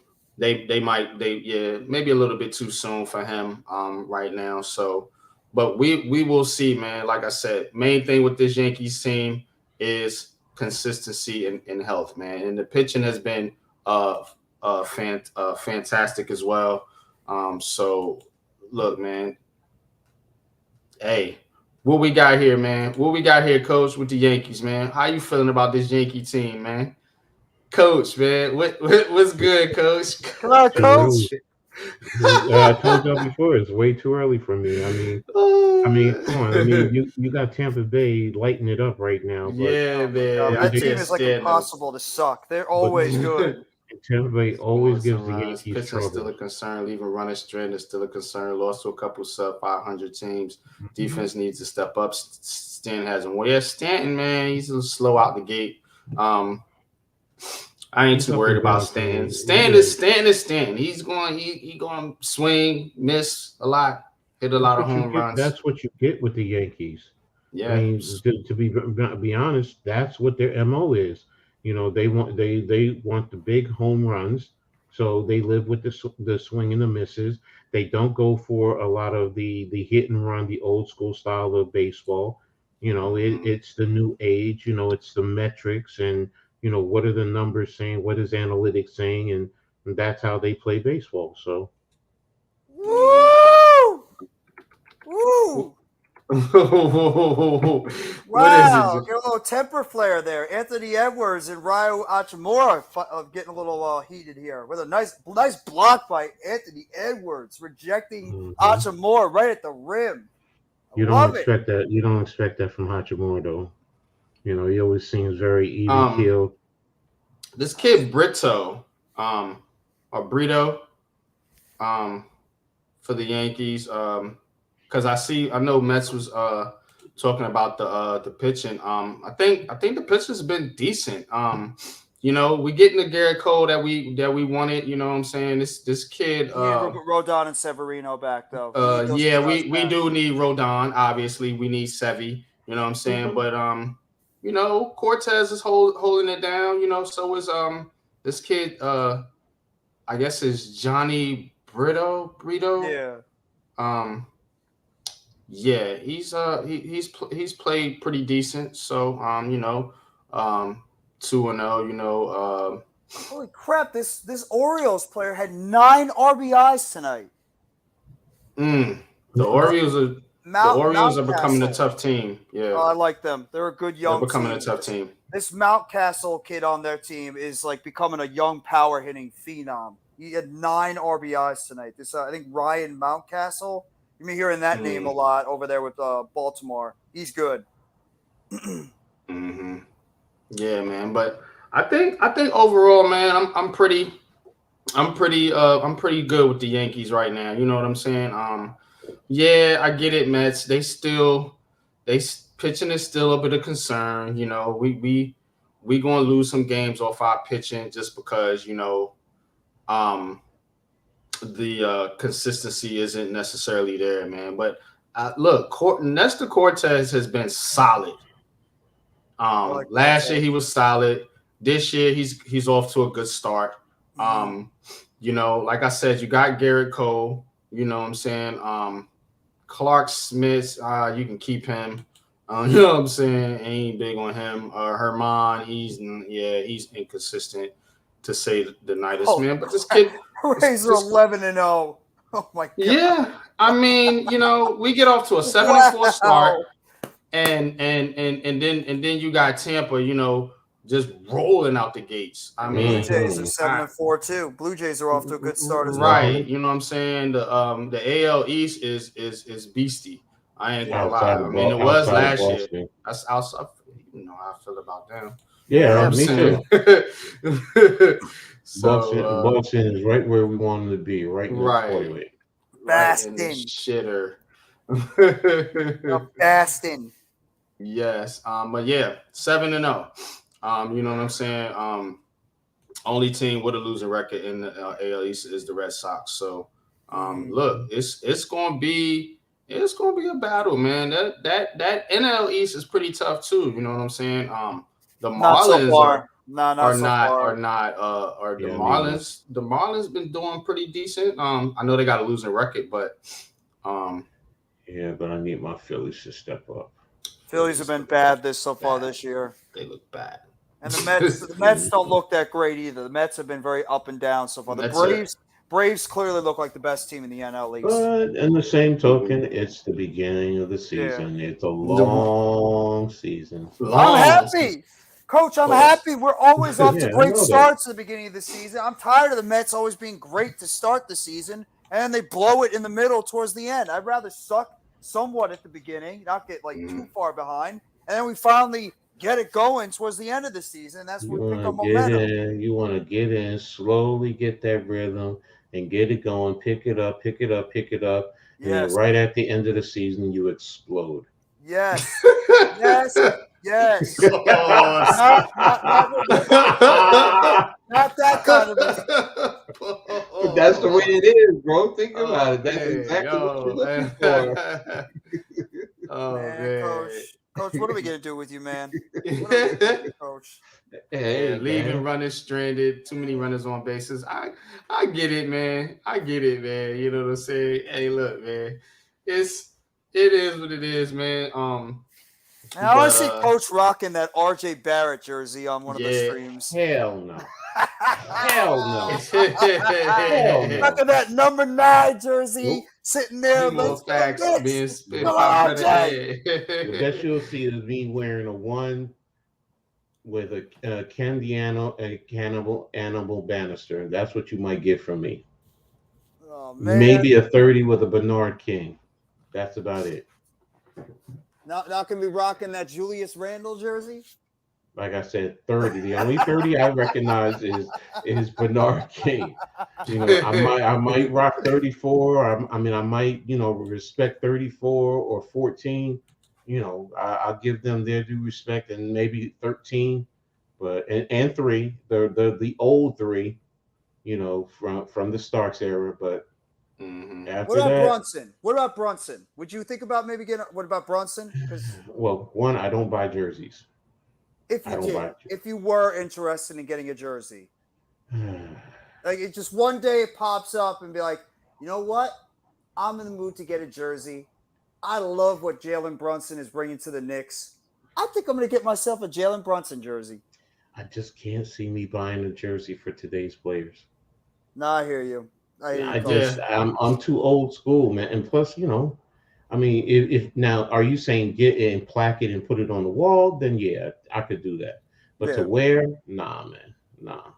And players move around all over the place so much; it's hard. That's to I don't care. I don't care about that. I mean, I got a LeBron jersey from Cleveland in my closet. Oh yeah. So and I also have a whatchamacallit from back in the days with Carmelo when he was at Denver. Mets says too early for a Brunson jersey. Yeah. I got my Vince Carter jersey sitting in my in my closet. So I mean, I always rock that Vince Carter jersey with the Nets. Yeah. What's more likely, Brother Ed wearing an RJ Barrett jersey or Brother Ed drinking a Mountain Dew? Mountain Dew. Yeah. No way in hell is he wearing an RJ Barrett jersey. Even if RJ Barrett all of a sudden gets triple doubles consecutively, no way is happening. No, I can't. Yeah, man, no love for RJ. Okay. No, it's not that it's just too inconsistent. So the second you start supporting it, then next thing you know, nah, man. Yeah, he flops. How funny would it be if RJ Barrett finally puts it together and he goes off for like 25, 30 a game? Mm-hmm. Like, where the hell was this the whole time? Okay, but he'll give you 30, and then the next game he's giving you like 9 or 10 points. Yeah. So it's like, nah, man. Darren Williams, anybody? No, screw all that. Oh my Screw goodness. all that. Yeah, that's what Darren Williams. You'd be better off seeing me wear what's his name from Chris Morris from the Nets. I'd rather wear that jersey than the RJ Barrett. I'd rather wear Derek Coleman or Kenny Anderson or even a Drazen Petrovic jersey back in the day. Yeah. Or even a Kendall Gill. Kendall Gill, yeah. I'm not gonna lie to you. I love Petrovic, man. He had the right temperament. He ain't back down from no. He didn't care about Michael Jordan. He don't care. Nice. Loved it. Loved the competition. Damn shame we lost him way too early because he was a hell of a player. Yeah, man. Exactly. Rest in peace to Pager. But we're gonna wrap it up here, man. We're a little over 2 hours here. I'm going to try to condense these shows a little bit. I think we did a pretty good job tonight. This was fun. I like this. I'm actually I got the blood boiling for some basketball. Man. Basketball on my mind. Yeah, man. Basketball is my favorite sport. I love the way they dribble. NBA update while we take it out of here. I'm telling you, coach is going to be like, go New York, go New York, go New York, go New York, go. Say go New York. Them days right now, the Lakers are losing 42-34. Tosh. So what's up with that? Is AD, has he gotten hurt yet? I mean, give it time. Oh, shit. Oh, shit. Shit, my pinky. My pinky toe. My pinky toe went go. Somebody shot me in my pinky toe. LeBron, help me. Where are you, LeBron? Hawks took care of business against the Heat, so they get number 7. They'll be going up against who's it? Boston, right? Boston. So that's gonna be an interesting series. Boston and Atlanta. Trae Young going up there to Boston. Woo! That's gonna be fun. Man. Yeah, man. That's gonna be fun. I'll be pulling for the Hawks, man. Appreciate each and every one of y'all, man, for coming through, man, supporting the show, man. Shout out to No Mets and Levance, man. Thank Definitely you, guys. holding down the chat, man. Appreciate all y'all, man. Always, man. My man Bookends, you know what I'm saying, coming through. Of course, Mitch Kopsky coming through, man. Always supporting, man, holding it down, man. Shout out to Hardcore Sports Networks, man. Go sub to those guys. Of course, Wifey always in the chat, always holding it down, man, with some good comments, man. You know what I'm saying? Does she like basketball? Is she like baseball, basketball, or any other sport? Or is she just a football? Basketball, yeah. Sixers? Nah, more of a. She watched a lot of the women college. So she's more like a WNBA college basketball fan? Yeah. For the women's season next year for the college basketball. I'm sorry, I just can't. Yeah, man. I'm kind of pumped for that too. Yeah. LSU and Iowa. They got a little drama going on now, so exactly. It's drumming up a little bit of interest now. Yeah. That's what I figured. Mm-hmm. Good. I thought you were about to say she was a Celtics fan. I almost fainted. No, absolutely not. No, real NBA team here. Just a fan, kind of like me. You know, I'm just a fan of the game. I mean, I'm a Nets fan, but you know, you're saying that now. Your heart is bleeding black and white for the Brooklyn Nets. You know it's gonna happen when you see the Nets on the court on Saturday. You're gonna be man. Nets fan that's gonna be coming. I can't wait, man. I'm off that day too. I'm gonna be dived into this, man. I can't wait till next Tuesday, man. You might, if you're available that day, I might need you to pop on. I need some Nets support because I got Mitch and I got halftime that I'm going to be going against. Oh my goodness! I don't see how you do it, man, with the ops over there. No, I was there. I was the only Giant fan when we played the Eagles amongst a whole bunch of Eagles that would have been fans. tough for me. I sat out there by myself and I had to take that beating that entire time. So I'm used to it. I take it. I take my loss. That's all good. Do it, man. And old Mitch, you know, Mitch, he real trolly too. You know what I'm saying? He's real trolly. I'm ready. Trust me. Trust me. I'll just have a smile on my face if we win. That's all I'm gonna say. Just smile. Yeah, no doubt, man. King Chris, man, shout out to you, man. Couple new people in the chat. Corey Kidd, first time seeing you. If you're still out there, man, please subscribe to myself as well as the two brothers up here with me. And thank you, guys. This person, Benji Connell, appreciate you stopping by. Raphael, Tudo, y'all already know what it is, man. Appreciate all y'all for coming through, man, supporting us, man. Good stream, man. Great stream, fellas, man. Your football team needs help. That's all I'm gonna say. Your football team needs help. God help the Raiders. I'll wear Rebecca Lobo. I'll wear Rebecca Lobo. Hell yeah. Okay, there we go. There we go. I'll do a Lobo or I'll do a Teresa Witherspoon. Hell yeah. He says I changed our Lakers prediction. It didn't take long. No Mets. Jumped right off that Lakers Cavs Saturday, 6 p.m. tip off, man. I'm with it, man. I'm with it. I'm gonna be playing close attention, man. This one I'm gonna really get into my breakdown mode, man, because I'm gonna be off that day. I'm gonna be watching the games. I'm gonna be breaking it down. You know, what went wrong, what went right. If you got a stream, if you have a day, a suggestion, you should do like some type of NBA stream, like you do with the Giants conversations. Mm-hmm. I think it'd be fire if you could do some type of basketball thing and really show everybody how much like basketball is in your blood, especially this time of year. I think it's fantastic. Man. This is it, man. You and Breezy. Playoffs, I really get into it, man, with the playoffs, man. I love playoff basketball. Love this time of year. Love this time of year with basketball. Yeah, basketball, NBA playoffs is my favorite because I will watch all the games. I won't just watch the Nets game. You know what I'm saying? I watch all the games. You know, a lot of times especially with baseball, I kind of tap out if the Yankees and the Mets are out of it. I kind of tap out of it. I ain't no front. Football and basketball, I feel the same way. When you even other games, I get pumped up for it, and I think this year's playoffs is going to be fun. I really believe this is going to be a really fun NBA playoffs this year.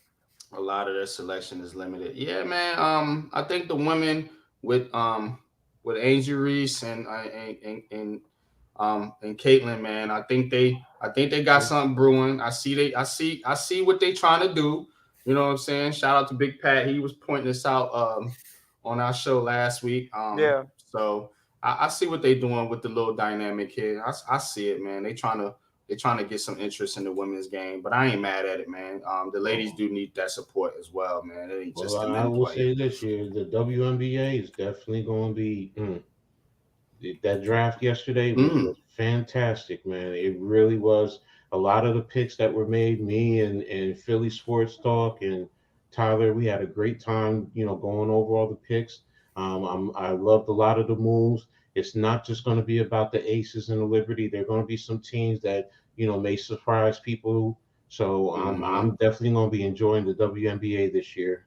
So, and then the college game going into next year is just, there's great talent that's coming into the game. We just gotta, honestly, you just gotta give the support to the ladies because, Absolutely. you only got 11 on the roster when the NBA, the guys, you got what, 16 guys? I believe. So, Yeah. Mm-hmm. So, Great point, Coach. But, because people aren't watching it, and I get it, but, it's good basketball. If you love basketball, it's there. Absolutely, man. Absolutely. Hot pass. take. Levan said Knicks still in game 1 in Cleveland Saturday night. I think they are. I think they are too, I think man. they are. I think they're getting one, man. Let's see. We'll see what happens. I think this team is this is a sleeper team, man, for this playoffs, man. Watch out for the Knicks, man, and the Nets too, man. Don't sleep on the Nets. Thursday. RJ Barrett goes for 35 in game 1. RJ Barrett goes for 35 in game 1. Come through Thursday. I'm doing a full first round mock draft, including trades. So come through. Okay. That's gonna be live. Yeah, I'm doing a live stream. Okay. All right, bet, man. Send me the link. You know where to send it. 6 o'clock on Thursday. And I'll see if I can pop on. So it's gonna be on my channel. It's gonna be streaming on Hardcore. It'll be on my I think my Facebook and my Twitter also. All right. Okay. If I'm home at that time, I'll try to pop on because I might be out with family that day. But I'll do my best problem. to get there. I'm trying to probably do one more before the draft comes. So but I also want to do trades. That's the reason why, and because I've been looking at them. So, but we'll talk about that on Thursday. And one more time, Coach. Go New York, go New York, go. Let's go Liberty. Let's go Liberty. Oh, you have no faith in your Oh Knicks, my Coach. goodness, man. No faith. Yeah, man. We're gonna take it out of here though, man. I think both series go 7 games, man. Y'all enjoy yourself, man. Enjoy New York sports, man. Thank you, it's guys. hot and heavy, man. Enjoy Heart of the City, man. We'll be back again to break all this down again next Tuesday. Like I said, we're gonna be dialed into all the playoffs, both the hockey and the basketball. So until next time, man. Peace.